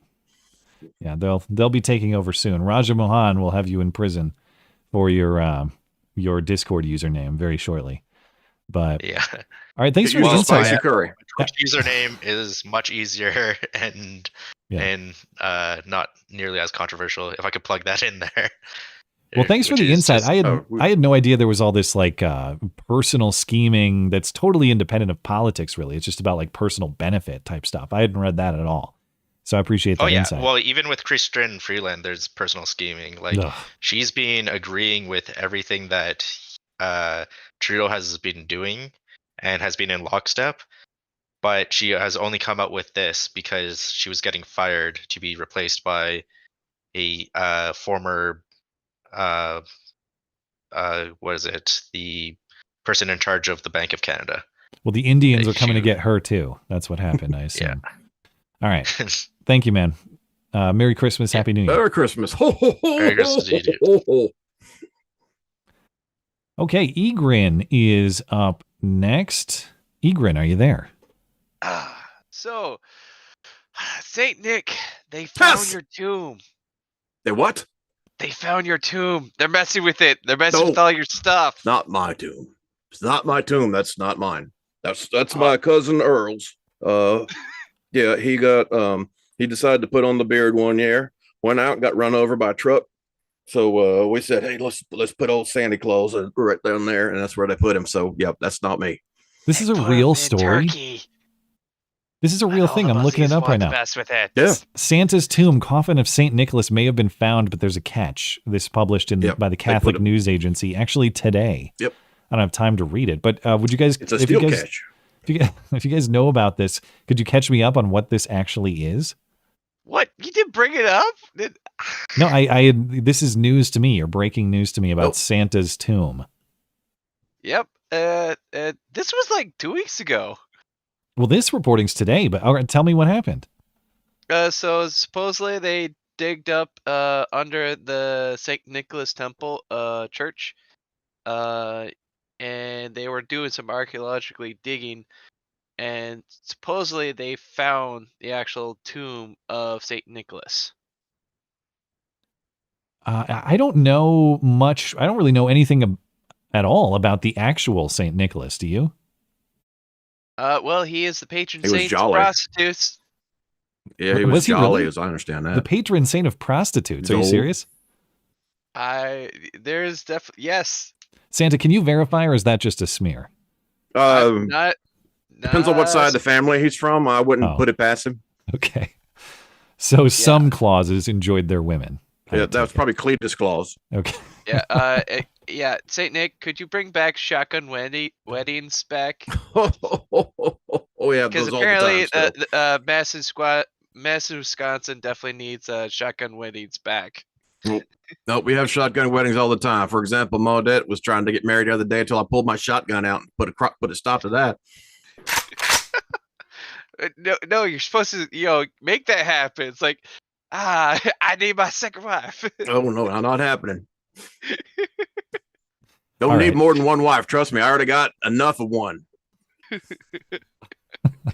Okay. Did you have another topic for us, Egrin, or was it just the St. Nick's tomb thing?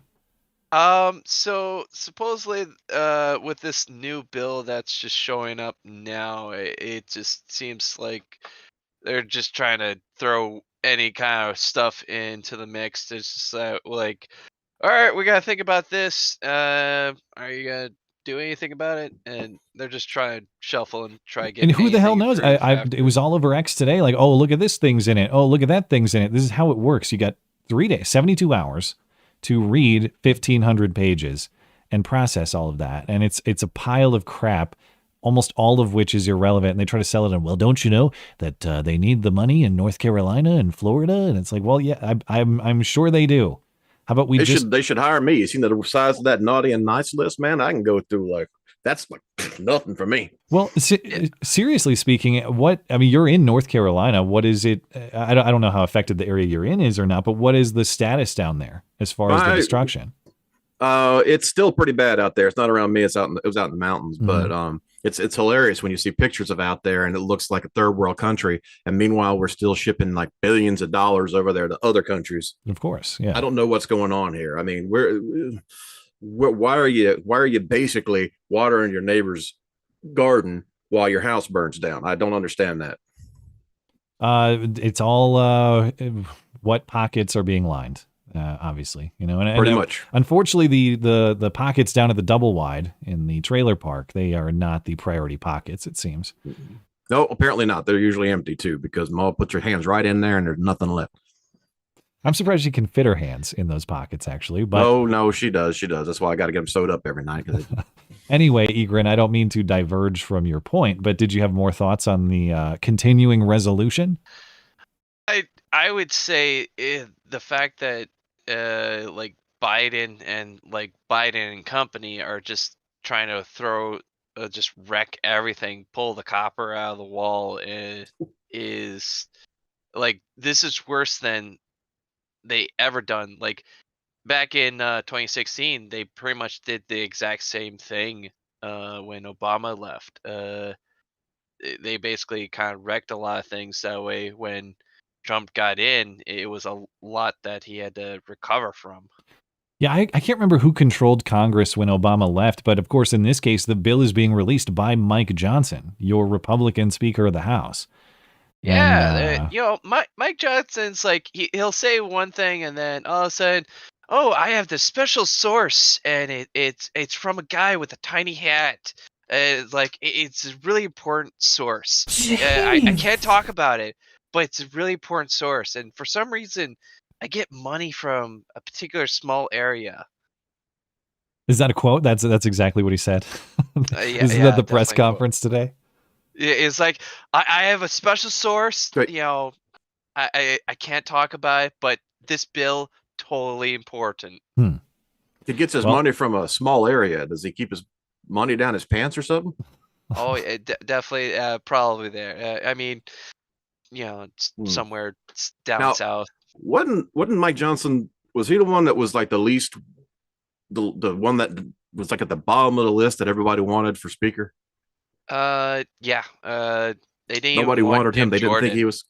They didn't want it. They didn't How many think did it go he was through? going to be in there. You're right. It did go through Jordan, and wasn't there? Who else was involved? I can't remember. This no was one else. Tim Scott. They wanted. No, he's in the Senate. No, he wasn't. Sorry, who was I thinking then? I can't remember. Byron Donalds for a minute. That you're interchangeable Black Republican members of Congress in that way. Wasn't Byron Donalds considered? Am I?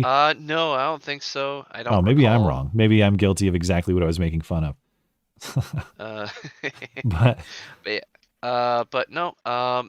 But to wrap it all up with the whole Supreme Court justice, it's kind of hilarious how people are just complaining and whining about the Supreme Court justice.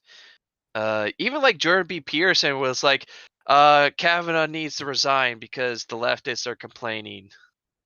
I do remember that. Yeah, that was sort of that was during the Kavanaugh confirmation, and he said something to the effect of like, well, he's damaged and needs to go or something like that. I can't remember exactly what he said, but well, yeah. He was basically afraid, like, whoa, we gotta have this balance and whatnot, and all Jordan B. Peterson is trying to do is, quote unquote, de-radicalize the right, but he does piss poor job at like bringing the left in. He does a kind of crummy job at that. He doesn't really put any good effort. He just like the whole transgender thing. He's like, he kind of touches on it, but he really just like, he's like, he whimpers to it. It's like, yeah, I'll call it a she. Yeah, don't care.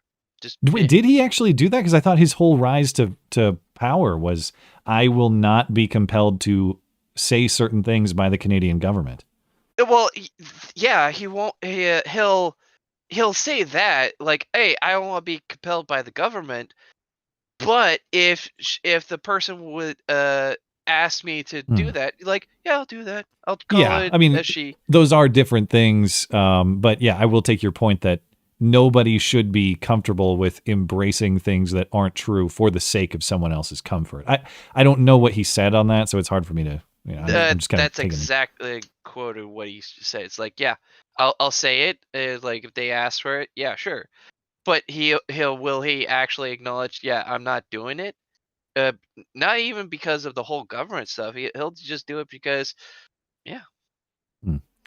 Well, he's disingenuous, and not only that, You he absolute didn't even son read of a the bitch. book that one of the books that Solzhenitsyn read about that he wrote. He's like, someone asked about it, and he was like, "Yeah, I can't touch this." he said he he refused to address the topic, or what do you mean? Yeah, he refused to address the topic. That's something that Solzhenitsyn wrote about, and he did not want to address it. All right.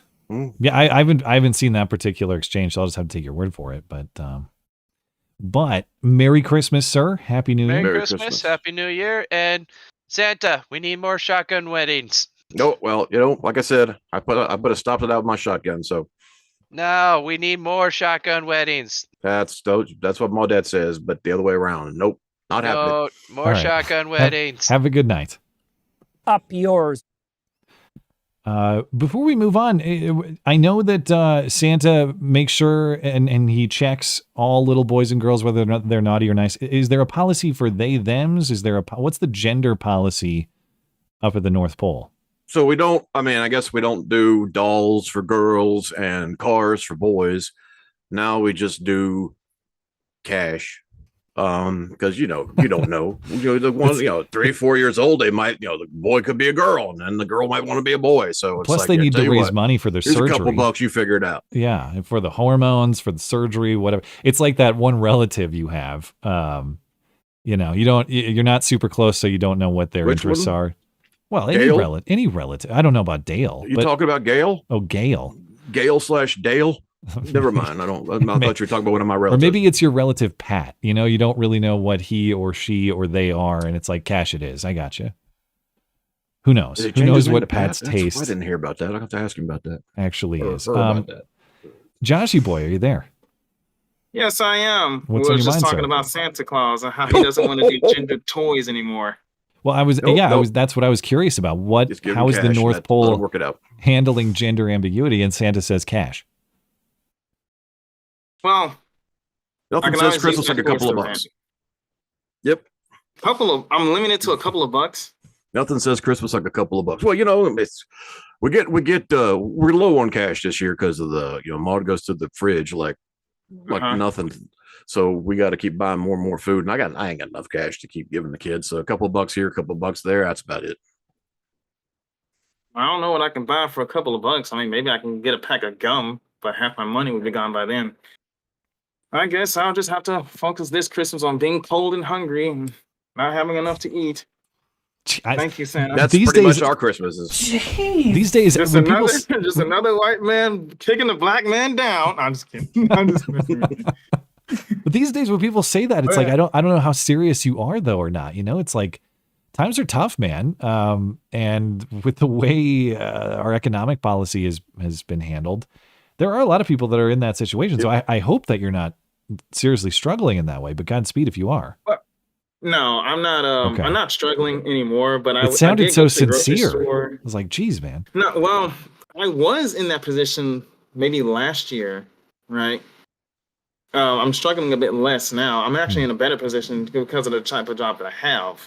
Good. So I went from being paid $12 an hour to now $17 an hour doing church maintenance. So I'm very happy about that. I also just came back from a paid vacation for the first time that I've had in God knows how long. And after this week, we'll have 2 weeks off. So I'm going to spend Christmas week with family. And then New Year's week, I'm planning on going to Destin, Florida, because I've never been to Destin, Florida. And everybody goes to Florida.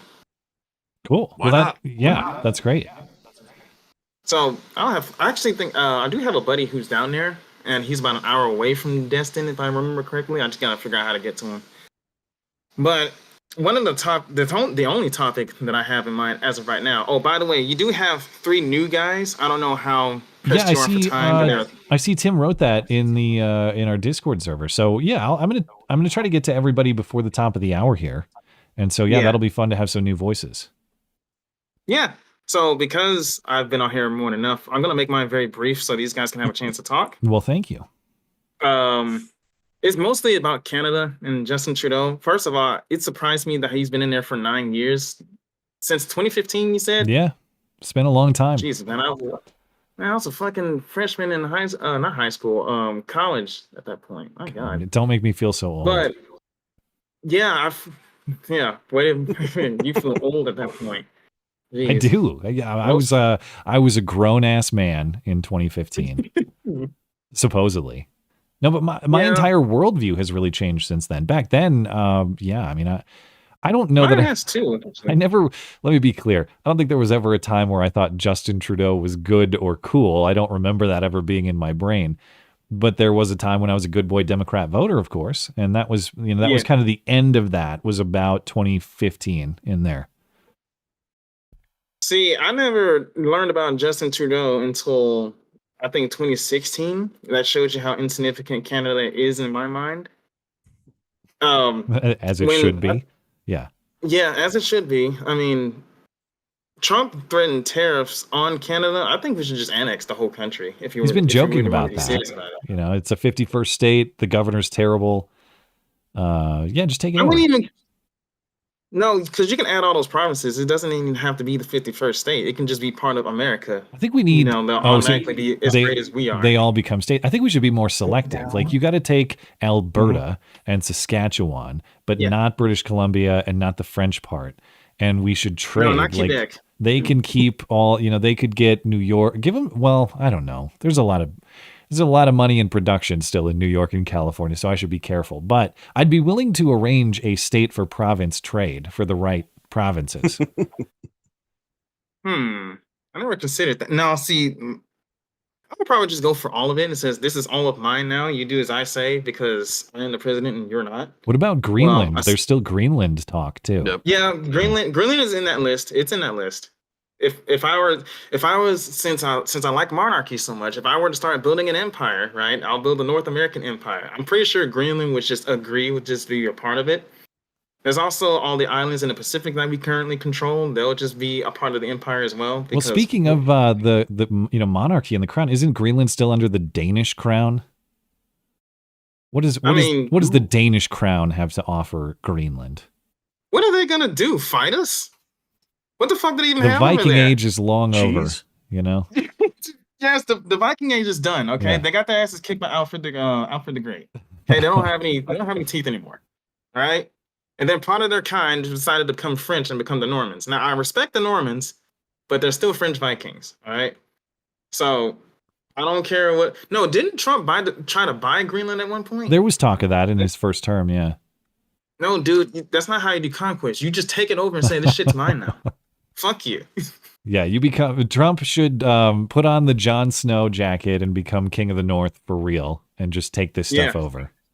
Yeah. But be serious though. Who's actually going to give a shit about if we took over Greenland or Canada? Who's actually going to come to their defense? Well, Canada is. This is interesting, actually. What would happen if a NATO ally attacked another NATO ally? I ain't gonna do nothing. Isn't that what you're describing? Am I correct? Canada's a NATO member, are they not? I mean, I should know that off the top of my head, but I don't know. Probably. Canada's vote them out first. Yeah, Canada's a NATO member. So if the U.S. as a fellow NATO member attacked Canada or took it over in that way, how I assume the rest of the members of the alliance would defend Canada? No, they wouldn't. Don't they have an obligation to? Huh? Don't they have an obligation to under the agreement? Obligation or not, they're still getting their teeth kicked in. I guess they have reality hits. Like, I don't want to fight the U.S. And what is NATO without the? I mean, what is NATO without the what U.S.? Is NATO it's without Europe. Us? It's Europe. Let's be for real. I'm going to be pro-America for just a moment. What is NATO without us? It's They're a bunch of expecting us to Europeans, fight Russia on behalf of Ukraine. Yeah, who outsourced a lot of their defense to us. So yeah. So if I was in charge and I wanted to just annex Canada because I felt like it, and because I felt like I would make them better than what Trudeau is, then I can. And if NATO gives me anything to live about it, I'll just I'm gonna take all of my shit, and then I'm gonna just go home, and you can have fun fighting Russia by yourself. I feel like a guy tried this once and it didn't work out that well. But maybe you'll do it right this time. I don't know. Of course I'll do it right. I'm me. I'm Yeah, fantastic. obviously. All right. Remember what you said about a Who's short better than call? me? Yeah. All right. Get out of here. But anyway, I'm gonna get out of here so these guys can talk. All right. See you next time. Merry Christmas. Happy New Year. Merry Christmas. You too, man. Okay, we're going to take 3 more calls, Mr. Claus. And I'm told these are new callers, people who have not called the show before, so that's exciting. Arizona T, are you there? Hey, I am, Matt. What's on your mind? And say hello to Santa as well. Hello. Hi, Santa. Hi, Matt. Love the show. Been watching for a while. Well, thank you. But I just wanted to ask you a little bit more because you mentioned it earlier in the show. Do you think, and what is the possibility that the Democrats or kind of the deeper state intentionally through the election either to dump a bad economy on Trump or to get Americans patriotic for war or to kind of put this whole woke thing away a little bit because the Israel protests and Palestine stuff had gotten out of hand? Yeah, I think these theories are really interesting. Like, were the Democrats ever serious about this election? And I think the most interesting motive to explore that people talk about is whether the Kamala campaign was actually just a big money laundering op, because it was $1 billion+ that, you know, went into mystery pockets, and now they're in debt. Who knows where the money went? And I know they spent a lot on TV ads and stuff like that. So that's question one. Did they do that? Was it a sincere campaign, and did they achieve ulterior things through it? If they did, why? I guess the cleanest answer would be the political reality that they're unpopular and they didn't think they could beat Trump, so they just threw in the towel and said, let's cash in on what's going to be a failed election for us. But to the questions you're raising, what if there is a bigger plan and Trump is part of the bigger plan in some way? I don't know that I have an explanation for that. Like, what would the bigger plan be and how does Trump fit in it? But it's interesting to think about. Santa, do you have a theory like that? Or Arizona T, if you got your own theory, I welcome it. No, I don't. I mean, as I said earlier, it seemed it almost seemed too easy that Trump won this time. I mean, last time it was like no one wanted to vote in. They even came up and 4 years ago, they even invented votes. All of a sudden, it's like the most votes ever in any kind of election. I think you were dishing out ballots in stockings that year, and they were. Yeah, that's what. I think that was what was happening. You got everyone gets a stock. Everyone gets a ballot. You get a ballot. You get a ballot. Yeah. You get 4 ballots. There you go. But ballots came out of nowhere back then, so they were hell bent on not making sure Trump didn't get elected. And this year, where'd that go? Nothing really came about that. This year, it's like they laid over and played dead. So do you guys think that is that the simple answer of Democrats just being unpopular and losing, or is there some scheme to it? I mean, we definitely had a much stronger voter fraud observation catching campaign. Everybody was watching the polls, the polling places. But my pet theory, and I'm not sure if I believe this 100%, but a maybe fear of mine is that they want to dump the economy on Trump because we are due for a crash. We're due for a major correction. And, you know, they want to keep printing like this, but eventually the fun runs out and the economy has to take a nosedive. So why not blame it on Trump? Okay, so they know that day is coming and they want Trump to be the fall guy. Yeah, if you wanted 1,000 years of Democrat rule, what's a better way to do that than to turn Donald Trump into the new Herbert Hoover, where there's nothing he can do to fix something so bad, and his name becomes synonymous, and populism itself becomes synonymous with failure and economic ruin, and then the Democrats, technocrats, whatever you want to call it, can step in and say, hey, look, we saved the day with all this government regulation the same way FDR did. Dang it, I was feeling so optimistic, but now you've ruined it. Now, it's interesting to think about, because, okay, I definitely think it was easier than expected. And actually what's got me slightly nervous, beyond the easier than expected election results is just how quiet it is out there. Where are the riots? Where's the mostly peaceful protest? What happened? Are you guys actually that thoroughly defeated that you just don't have the energy anymore? That is the biggest red flag to me of all of this, that everybody just appears to be basically laying down for it, or in some cases, even kind of cozying up to Trump. Like, well, we got to work with Trump and he has this idea. And they're open to cooperation, negotiation sometimes. Beyond the election results itself, that's one of those signs to me. It's just too quiet. It's too easy. Something's up. So I do appreciate these theories, even though I want to be optimistic and enthusiastic. I am. It's just something's weird about it for sure. And I think across the rank and file of the Democrats, the people who kind of got suckered into the Kamala is brat coconut memes. Those people aren't real. Who the hell ever bought that? Supposedly somebody did. I think out of those people, I've heard the idea, the kind of insight into leftist psychology from a great channel called The Distributist, that when the left wins, they cry. That's how they get what they want. They kick, they scream, they cry. And then people who already want their policies to come in go, oh, okay, we'll give in. But when they lose, they get really quiet. They pretend like they'll play along. They pretend like they're defeated and tuck their tail, and then like the villain in some movie, they turn around and go, ha, I got you, at a later date. Okay. Well, I appreciate the call. It's fun to think about these things, and thank you for the thoughts, and thanks for calling in too. I'm glad to have some new participation in the show. Appreciate it. Hey, it was fun. Merry Christmas and Happy New Year. Merry Christmas, Merry Matt. Christmas. Merry Christmas. Please no Cole. No, well, like I said, after Hunter Biden this year, we're pretty much out. Have a good night. Okay. We got two more. You got time up at the North Pole? You good? Okay. I got plenty of time. It's not Christmas yet. We're still packing the sleigh. So if you need to step out at any point, you just I don't pack the sleigh. The elves do. Yeah. And the immigrant labor. That's right. We need more immigrant labor because elves can't do it all, apparently. Postal, are you there? Hello. Greetings, Mr. Christiansen and Santa. It's great to see you. That's a cool Hello. Ho, ho, ho. Thanks for calling in. What do you got for us? Well, I'm a first-time caller, a long-time listener, of course. If you are old enough to have listened to Rush Limbaugh, then you've probably heard that. I only caught him, in his latter years, and I would turn him on in the car. I wasn't like a daily listener or anything like that, but yeah, I wasn't old enough to. Well, I'd hear him in my father's car, as we were driving around. They would come on, and I'd hear like, "Hey, long-time listener, first-time caller." Yeah, so you may you are familiar with me. You and I have exchanged written correspondence in the past, and you may have received a how do I put this?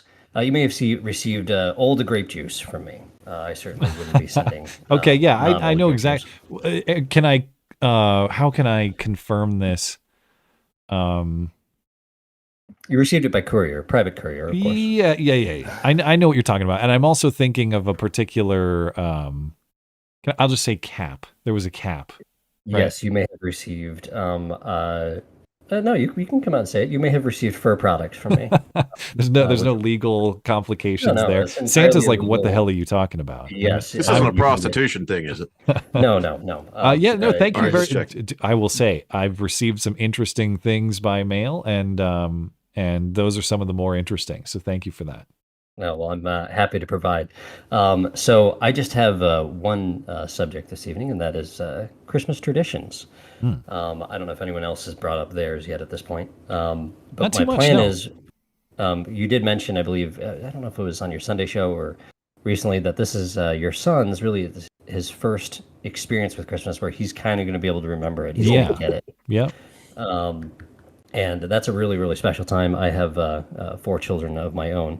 The most recent arrived about 6 weeks ago. So congratulations. Glad to hear it. Currently in the sleepless slump. Thank you. Yeah, it does get rough, but I'm sure you guys have had a lot of practice at this point, so I'm sure you'll do fine. Oh yeah, we're professionals at this point. So just need to make new employees for the vineyard, as the minimum wage in Illinois is a little too high. So under the thumb of Pritzker and Company, it's got to be rough to run a family business, I'm sure. Yes, and actually, what I'm doing on the stream tonight is rather than filling out my license paperwork that I'm supposed to be doing, I'm talking to you. So, fair enough. So yes, Christmas traditions. If you'll forgive a slight story here, one of my jobs that I was at, I was talking to a coworker of mine who had, I think he had 5 kids, and he was talking about, he's like, yeah, Christmas is a little disappointing because the kids come, and we say, okay, go open the presents. They all go, they open the presents, and it's all over in 5 minutes, and then they're off like playing with their new toys. And he's like, I kind of feel like I miss out on things. And his way of doing things was really foreign to me, because when I was a kid, the way my family did Christmas presents in the morning is that we do breakfast. So we wouldn't, presents were always delayed. So we do breakfast first, family breakfast. We'd all sit down together, do a prayer, and then we'd go and we sit by the Christmas tree. And then my father would read either from Luke's gospel or Matthew's gospel, alternating every year. So either wise men or shepherds. And then after that, we would then do the presents one at a time. And so whoever was giving the gift would pick it up and then go give it to the person who they're giving it to and say, this is for me. And then they would have the opportunity to open it in front of them.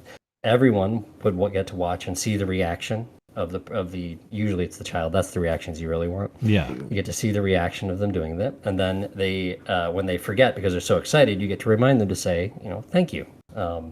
Because that's an important part of it too. And then that actually makes it so that every moment that you get of them opening it and that wonder and awe, you actually get to capture that rather than just burning right through it. Yeah, that's really cool. Idea. It's individualized, it's personalized. I like that it makes the kid the center of attention for the moment, but I also like that you're bringing the gift to the kid, and then the kid has the obligation, the responsibility to be grateful and say thank you, and you're really soaking up every bit of value in that process. So I like the discipline in that approach. Yep, and then it also teaches patience. And because they'll see, because usually at that point you may put a few gifts under the tree before Christmas, but then Christmas Eve when the kids are in bed, that's when you go and you load up the tree, because then of course Santa has to show up.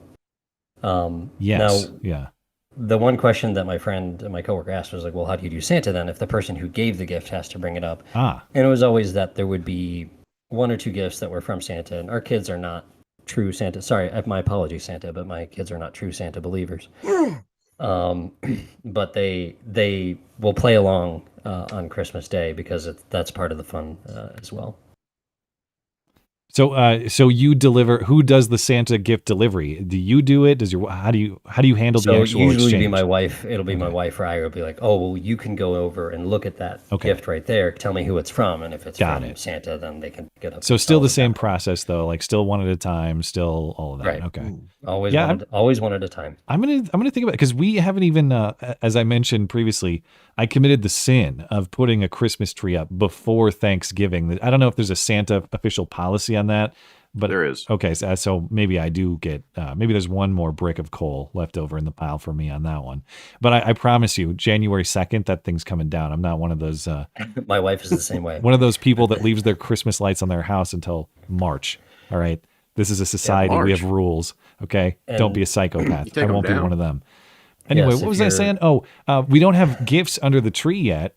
And so I want to do that. I want to put the gifts out Christmas Eve. I want to have the wake up and find them under the tree. I want to do that whole bit, not just, the alternative is putting them under the tree in advance, and then, kids shake them or they try to guess what they are. Or I guess there's fun in that too. Especially when you get to the Lego set age. Because they can tell immediately. And I enjoyed that when I was a kid, knowing that it was Legos, but not knowing which one. I know it was not too, at least when I was a kid, that was when Santa first got the plastic molds up north rather than just doing wooden toys. So that way we could get Legos. Yeah, we used to do wooden toys. Now we do the plastic Legos now. Mm-hmm. They're all imported from Santa's Chinese factory. Well, Danish. If he doesn't have enough elf immigrants, how is he supposed to keep things running up there? All right. Well, hey, thank you for the Christmas insight, and of course, thank you for the materials sent my way. I very much appreciate it, and all the best to you and your family. Congratulations on your newborn as well. Yes, thank you very much. And I'm actually receiving texts from my wife since she hears me talking, telling me that I have to do chores if I'm still awake. So you all have a wonderful evening, a Merry Christmas, and a Happy New Year. Merry Christmas. Merry Christmas, you filthy animal. Okay, last call is going to go to Rogue Dwarf. Mr. Dwarf, are you there?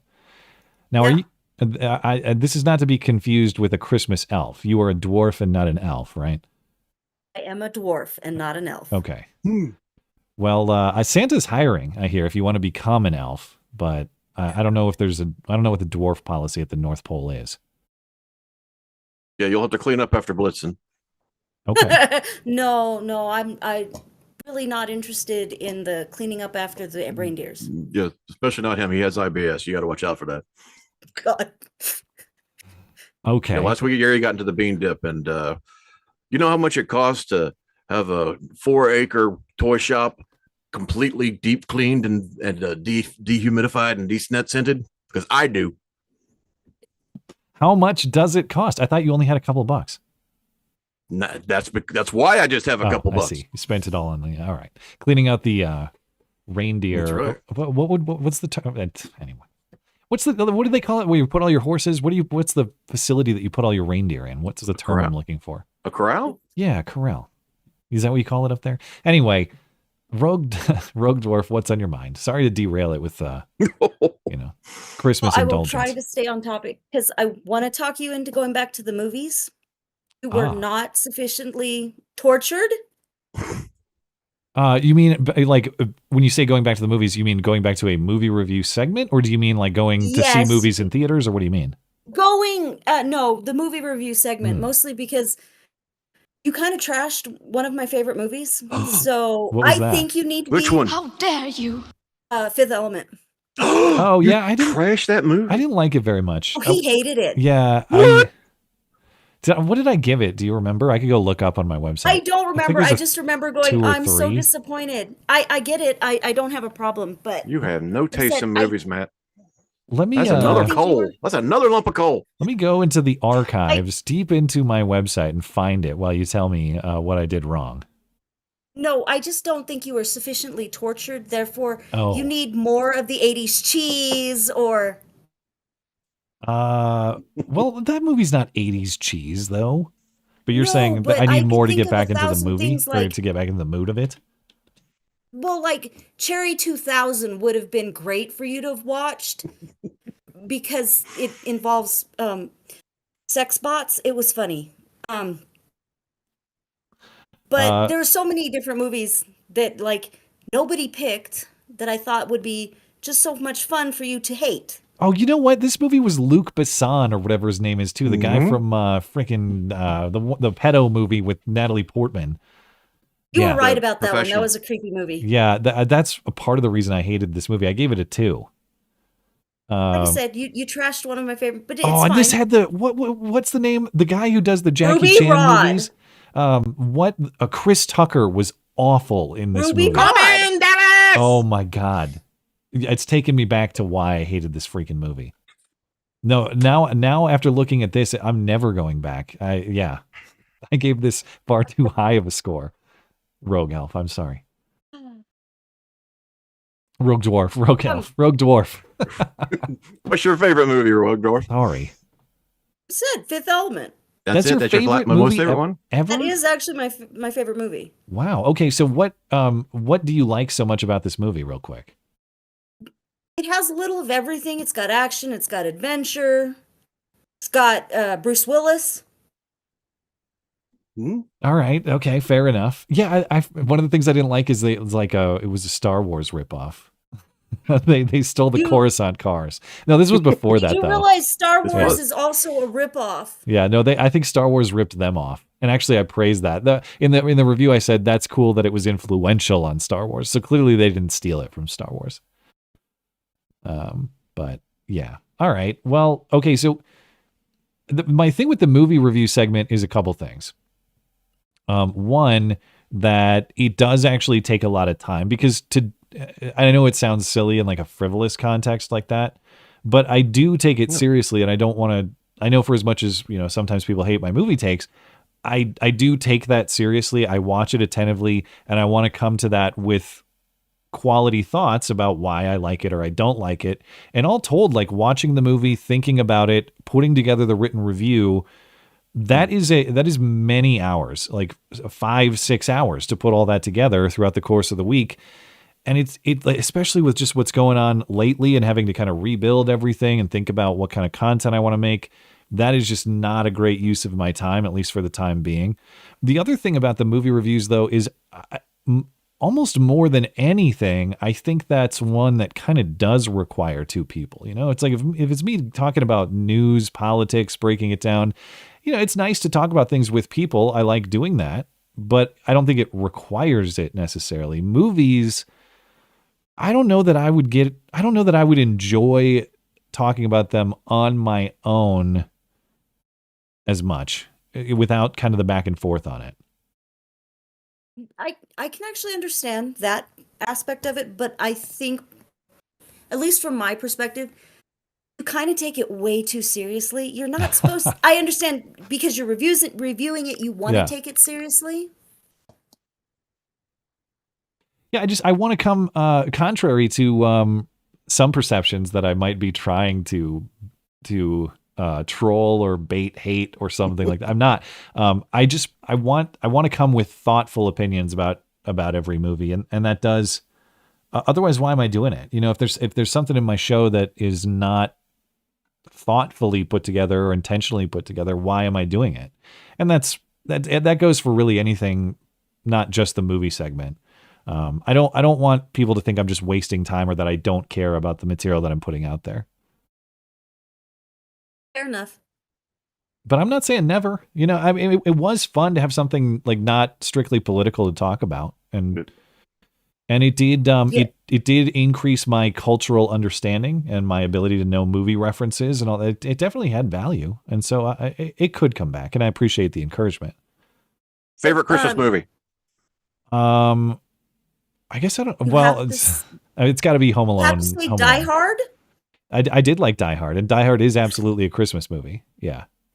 Die Hard. I watch that movie every year. They even started watching Die Hard too. Wow, it's a big hit. Big hit up at the North Pole, huh?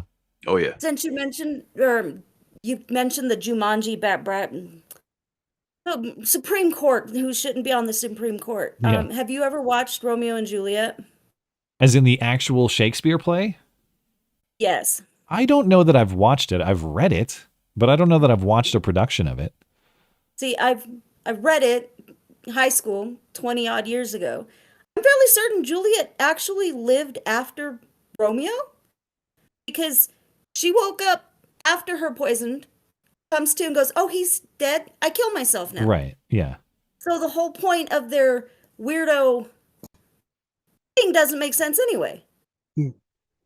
Wait, what doesn't make sense? What do you mean? They're like alternative version here? Yeah, their alternative version, because he died after her. She woke up after her sleeping pill wore off and said, "Oh, he's dead. I'm killing myself." Yeah, I guess in this version, she woke up and said, "Oh, he's dead. Awesome. It's time for empowerment." I guess is how it went. I guess.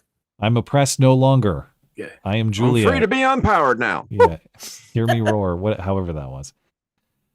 All right. Yes. Well, Merry Christmas. Happy New Year. Thank you for calling in. I appreciate it. Merry Christmas. Have a great night. Merry Christmas.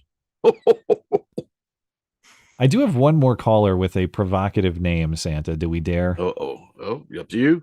It's Lesser Knee Grow. Lesser Knee Grow. He said the N-word. I don't know how that could be provocative. Mr. Knee Grow, are you there? I don't. Mike is muted, so I don't know. We'll have to just see if this named person is able to talk. But I'll probably just I'll let you go there, Santa. I don't know if this person is going to chime in. I'll catch up with Superchat, or I'll tell you what. If you'd like to hang out and catch up with our Super Chatters, you're welcome. I'm not doing anything. I'm happy to hang around unless you want to kick me out. Let's talk to some Super Chatters, then we'll call it a night, and we'll see if this person's able to chime in. The Uterus Thief. There's a name. Matt, when I started drinking warm water for my severely advanced mental retardation, my friend laughed at me. Merry Christmas. You don't use that word, by the way. The proper term is to tard again. Okay. Thank you. Mr. Negro, are you there? Yeah, sorry about that. Can you your mic's really quiet though. Can you bump it up at all? Yeah, let me see. 1 second. Or just get it closer to you? Is that any better? A little bit. I might be able to bump it, but go ahead. Let's see what we can do. Okay. Is that any better? Sorry about that. It's pretty soft. If you can get it close to you, or I'll tell you what, it's good enough to get a quick thought out. It's probably not good enough to go back and forth for a while because it's so soft, but if you got a quick thought, I'm happy to take it. Yeah, sorry about that. Thank you. Sorry about that. I think on the You have to mute there's this. some You'll have to delay mute as the well, stream. Mike. I don't know if it's playing, but definitely mute that stream. All right, there we go. Sorry about Yeah, that. no problem. Yeah, but thanks for doing the show. Congrats on everything. Well, thank you. Just my brief. Oh yeah, of course.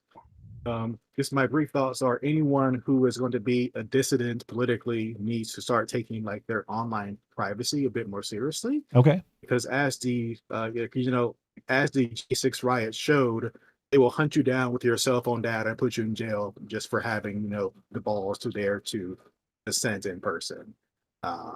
So yeah. Totally. And I'm obviously interested in that because I know the Fed scooped my communication through this Tenet stuff. And so I've thought more about how to protect myself potentially. Now, as we've seen, insofar as they haven't charged me or any American or Canadian involved in that, I actually don't have anything to hide. I'm kind of boring in that way. But that doesn't mean that I want people snooping on my communications. So real quick, what would be like, what are the top, I don't know, 2 or 3 ways to take your online security more seriously? What should the average person be doing that maybe they're not? Yeah, very good questions. So there are things you can do for free. For example, you can use apps like maybe Session or Signal to send your messages. I have Your started text using messages that. and your phone calls. I communicate with Great. Yeah, Santa that's on great. Signal. It works great. Yeah. Oh, perfect. Yeah, because Signal for me has some call issues, but it is definitely better than texting because all those messages are open to the feds due to the CALEA law. They can get that information without a warrant. And so stop sending text messages. Use an app like Signal or Session or Simplex or whatever out there. Use that instead of SMS. Is WhatsApp not encrypted? It is, but WhatsApp is also because they are owned by Meta. They probably get your other information about your contacts.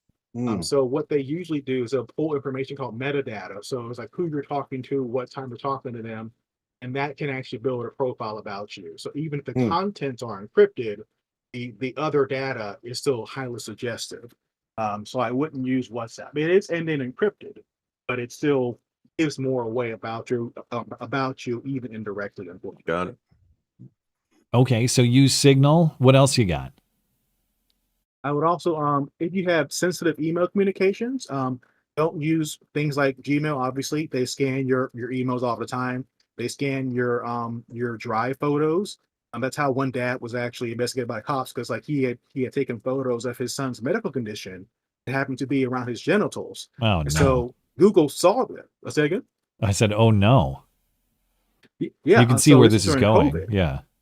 Yeah, exactly right. And so Google contacted the police because they thought it was CSAM, and the police investigated this guy for like 10 months. And he was just a dad who was concerned about his son's medical condition and was communicating with the doctor about his son's condition. But Google Did they saw these ever photos. charge the guy? No, he was actually investigated and cleared, but he still lost access to his account. Yeah, totally. So I mean, over 10 the years of data he lost. The reason I ask is because if that was not his honest explanation that this is a medical thing, they would have found a way to charge him. If he was actually doing something bad, they definitely would have brought those charges. Yeah, exactly. And of course, like that was just him during COVID when you couldn't go in to see a doctor. Yeah. Trying to relay information to his doctor. And like he got cops investigating him because Google's like, aha, this is a piece of material potentially. So yeah, the idea of robots scanning, and now of course, like We want to catch child predators. We want to catch people who are involved in child pornography, all of that. I'm not excusing any of that at all. But the idea that we're going to have robots scanning the internet, policing, and automatically reporting is a very concerning way to deal with that issue. And there's also family films, right? My mother used to take home movies of me when I was in the tub, and we had to like blur out all the private bits and my wedding ring and everything. It was the most hard thing to do. I didn't want to do it. All right. Well, Mr. Negro, I'll probably have to, I said it too quickly. Mr. Negro. I'll probably have to leave it there just because the mic issue is a little bit soft. But do you have any final thoughts before we let you go? So use Signal or other apps rather than text messages or RCS or whatever MMS. Move sensitive comms from email to things like Proton or Tutanota, because those are encrypted and they won't scan them for all your data and then give it to the police. So do that. Then I would just also every now and again turn off automatic connection to Wi-Fi. It actually builds a profile of every Wi-Fi place you've connected with as well. So these are all things you can do for free. And they give Google less data to use to call the police about you, essentially. Well, thank you for the insight, and Merry Christmas and Happy New Year. Merry Christmas. Thank you very much. Merry Christmas. Okay, Santa, thank you for your time, and we're gonna get through Super Chat. As I said, you're welcome to stay, or if you got pressing matters. I'll stay. Okay, cool. Unless you want to kick me out. Uterus Thief said governess Trudeau too. I guess that means it's not governor, it's governess. Well, now let me ask you a question. If you're in like the Canadian Parliament or wherever, and you're trying to accrue those 10 years, and you happen to change your gender midway through, does that mean your 10 years reset? Yeah, I don't know. You'd have to ask whoever's in charge of that. Whoever's in charge of government employee benefits and pensions and things. Are you a new person? I think people would say like Caitlyn Jenner is the same person as Bruce Jenner, right? They wouldn't say those are different people. I don't know. Sure. Like he has the same social security number, right? I assume. Well, that might change soon too. You never know. Who knows? Different birthday, all that. Mr. GR Token S word. Hey, my subway rider. Oh, thank you for that politically correct term. Merry Christmas, and I hope your family is safe and well during these holidays. Christmas and New Year's, I mean. Well, of course, Merry Christmas to you as well. Merry Christmas, you filthy animal. Dangerous Spaces adds, Chris Tucker's character represents, and actually that reminds me, Dangerous Spaces I think wanted to hop in here. Let me see. I'm going to grab Tim. Tim, I forgot to grab you, but I don't know if you wanted a quick Christmas season call before, because it's the last Wednesday stream of the year. Are you there? Yeah, I joked about that with other callers. I didn't know if we're getting time's getting away for us, so we can have a quick chat if you're happy to. You're very helpful with the Wednesday and Sunday production. So if you just want a quick word on I don't know, anything Christmas related or whatever you got, go for it. Or if you don't, I'll just move on. But well, here's one. I'm sure we've had this conversation in years past. You got any Christmas traditions that you guys do? And especially, Matt, it'd be interesting for you because Calvin's 3 at the moment, I think. No, I mean, we're kind of building those now. So we just had that call about how to handle present openings and stuff. By the way, Santa, is there an official policy from the North Pole about what proper present opening protocol is? Just make sure it's I don't know, don't use a Bowie knife. Okay. Because you might cut into the present itself. So that's about the only thing. I don't think I'll be handing my 3-year-old a blade of that. Yeah, he can't handle that. Give him at least that big of a blade for now. How big? How big? How About big was an inch, maybe. Oh, that's disgusting. I got Dale Jr.'s blade around here somewhere. I don't know what to do with it. To be fair, if you've seen Crocodile Dundee, you know the Australians, the knives they have are pretty big. Yeah, this call is that a North. knife. Yeah. Do you have any traditions for which you'd like to advocate? Well, I mean, probably not anymore because we're all kind of grown up these days. And, one of the things we used to do when we were kids would be that you'd get to open one present on Christmas Eve, because we'd usually have Christmas Eve dinner, and then we'd wake up in the morning and usually cook up like, you know, eggs, bacon, stuff like that for Christmas morning. And that one was always interesting because there was always that one present you wanted over everything else, and you tried to guess which package it was in. And then if you got it wrong, you're annoyed for the rest of the night. It's like, I didn't want this. Or I wanted it, but it's not the one I wanted to open. More underwear. You were unthankful for certain presents? Absolutely. Oh my God. Well. But yeah, we had that. I can't think of too many Christmas traditions we've necessarily had. We used to use rather than stockings, I know that's quite big in America, we used to put presents in pillowcases, which I've heard from people is actually a bit more common than I thought. What the is this? Santa, can we get a clarification on this? Pillowcases? That's not sanctioned.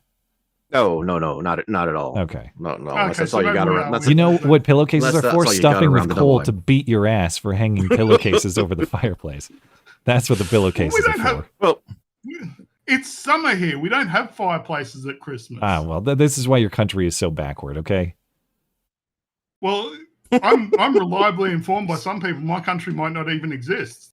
Well, the way, I mean, it sounds fictional based on the way you're describing it. So, yeah, we got to annex it and set it straight. But it is why I give Knuckle Hunky Buck a hard time. It's like, your internet is worse than ours, and ours, we might not even exist. So how is that possible? We're only theoretical, and we have a better connection. All right. Well, thank you for your help with the production, and of course, Merry Christmas to you and your family down under. Merry Christmas, Merry Christmas you to you, and filthy thank animal. you for your continued faith in getting me to help out with things, and hopefully I do a good job and you're happy with it. So we'll see if I've got a job next year. Yeah, next year you got to get you're on guest booking duty again. You got to get me big names to come on this show, but we'll talk about that in yeah, I do have a couple of people I'm trying to chase down, but it's kind of how do you get hold of these people? Yeah. Well, I got Santa, so my booking has been working out lately. He's a hard get this time of year, Santa Claus, and I pulled it off. So, okay, well, Merry Christmas, Happy New Year. Thanks for your help. You too. No worries. You guys have a good one. Okay, Santa. Anyway, the reason I brought him in is because Tim had super chatted about Chris Tucker's character representing a big issue with storytelling. How do you portray something unpleasant, an annoying character, for example, without making it unpleasant for the audience? Yeah, I get that he's probably supposed to be annoying. I didn't like that movie for a bunch of reasons, but Chris Tucker made it like almost unwatchable. That character was so awful. But are you on a sincere note, Del, not necessarily Santa, but Del, are you a movie guy? Are you? I watch. Yeah, I don't watch much TV. Mostly, I'll just watch movies. Can you think of an example of a character? Now, when I think a character who's supposed to be hateable, but it's good that they're hateable, I think of characters like Joffrey in Game of Thrones, where the point is to hate him, and he plays the character in such a hateable way that it's good. But with characters who are annoying or irritating in the way that Chris Tucker is in that movie, loud, obnoxious, stupid lines that aren't even funny, but they seem like they're trying to be funny. Can you think of an example of a character that is intentionally irritating, but it's actually good? That is a good question. Maybe like Ace Ventura or something, like some of the most outlandish comedy characters, I guess. I have to think about that one, actually. I cannot think, because, when you say Chris Tucker, he's even in those Jackie Chan movies he was in, he was still annoying. Do you understand the words coming out of my mouth? I mean, he does the same thing every single movie. That was pretty good. I thought you had like an effect on your mic, but that was just that was a good impression. All right, over on YouTube, and Tippy, Canadian guy says, with the new Democratic Party, this in Canada, their leader, Jagmeet Singh, this was the Indian guy we were talking about earlier, cares about his pension, right? Which he qualifies for in late February. That's why he sides with Trudeau. And that's a piece of the story I was not keen on. So I thank you guys for tipping me off on that. Appreciate it. And Godspeed up north. Tortuga finally just this morning finished redesigning and migrating a several thousand page website. Holy cow. Here's some shekels in celebration of the imminent request to update all of their content. Well, thank you and congratulations on that. That's congratulations, butthead. 1,000-page website. It's difficult enough to manage my own, and I have like 10 pages. So, congrats, man. Purpose of the ages. My wife and I have 2 children. Raising kids to not commit murder does not seem very challenging. But stay with your wife, and you're already ahead of the game. Mm-hmm. Yep. Every time a friend says their kid is having problems, I want to say, I want to say exactly what that kid said to Justin Trudeau. Look at this fat. Yeah. Yeah. I mean, what do you say to him? What do you say to him? Come on, play Look it. at this fat. Sorry, I don't have it queued up for you, but thank you. Yeah, I could share it with you, but no, that's right. I forgot. Yeah. Never mind. Look at this fat. Anyway, obviously, kids are going to have problems. You'll have to guide them through it. I'm not exaggerating, and Del, if you have thoughts on this, you're welcome to share too. But yeah, I think that just being together is already most of the battle in terms of raising kids and making sure that to teach them values. Don't let them. I mean, a lot of the reason a lot of these kids are the way they are is because their parents don't teach them good values, or they're from a broken home. There's only one parent a lot of times. So and when you only have one parent, it's a lot harder to pay attention to your children. So that they have to pay attention to each other or their friends or what happens, and they learn from others that you may not want them learning from, and that's when they don't grow up as good as they should be, and they end up like Justin Trudeau. Look at this fat. Seagram's Gin, KBG looked like a dwarf in that play. The outfit was terrible. She did look like she belonged up at the North Pole. Maybe she's the latest diversity hire in the Elf Factory. I don't know. We'll bring her in and test her out, see how she does wrapping presents. Hopefully she won't use the masking tape again like the other elf did. Injured Guardian says, point of order, the coal was left for the children who needed it to heat their homes. Bad children received multiple switches. Is that... Switches and coal, yep. Okay, so there's some... It seems like the official Santa establishment, Santa Inc., has moderated some of its positions over time. Fair to say? Yep. Okay.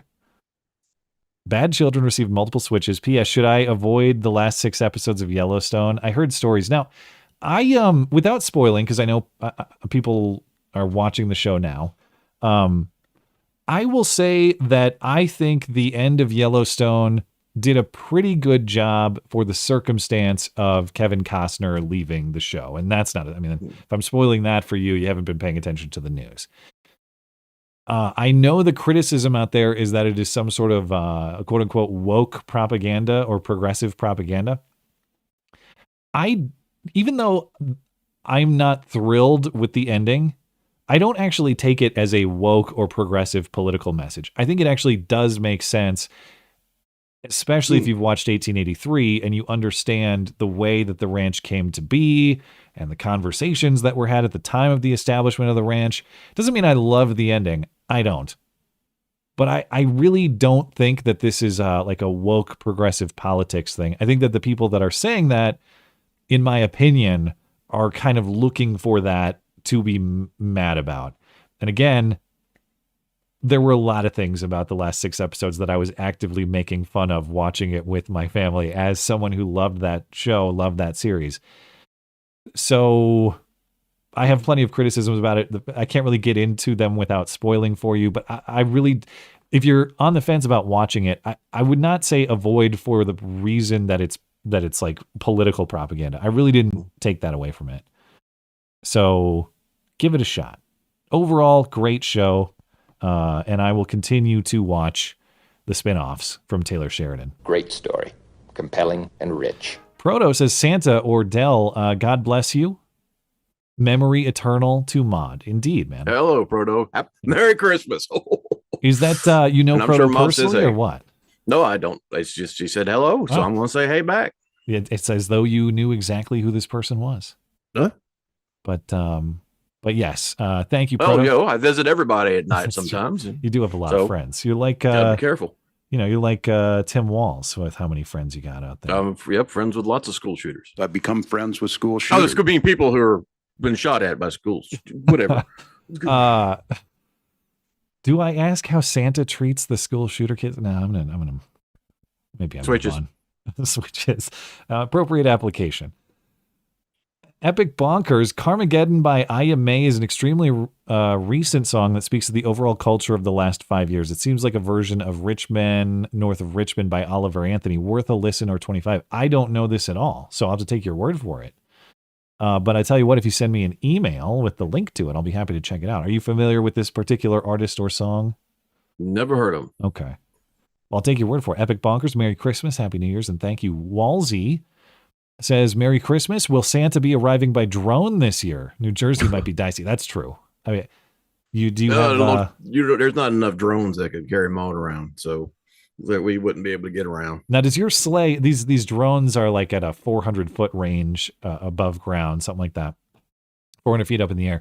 What is the altitude at which Santa's sleigh flies? And actually, do you require FAA clearance, or do they give you a pass?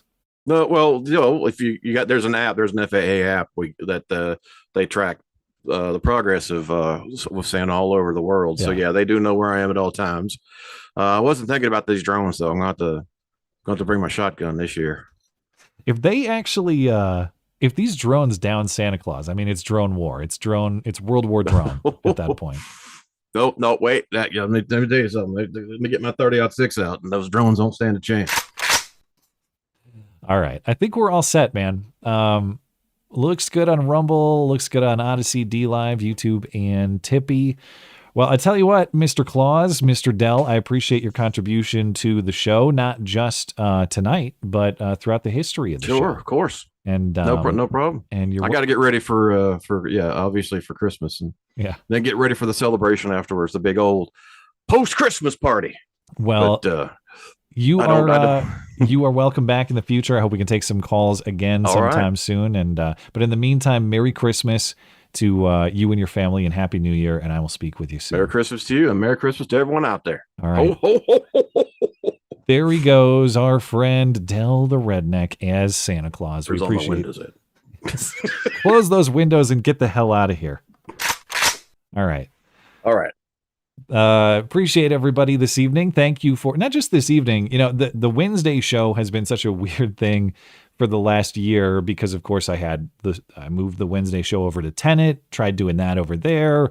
That got blown up. We brought the Wednesday show back afterward. The Wednesday show has just been in this weird turmoil all year round. And I really appreciate, people helping me make something out of this new arrangement, and people calling into the show and participating, and just people helping me build something new on the other side of all the chaos that has been this last year. I really appreciate it. Thank you for your participation in the show, and for making it something worth listening to, I hope. But even though that'll do it for Wednesday shows and calls for the year, of course, I will be back on Sunday. Not just this Sunday, the 22nd, but I will be back on Sunday the 29th as well. So the streams will carry through on Sundays all the way through the new year. Anyway, appreciate Tim for helping out with his production, or appreciate his production help as well. Anything else, just check out the website. MattChristiansenmedia.com is where you find it. I'll be back on Sunday. Have a great night and a great week in the meantime.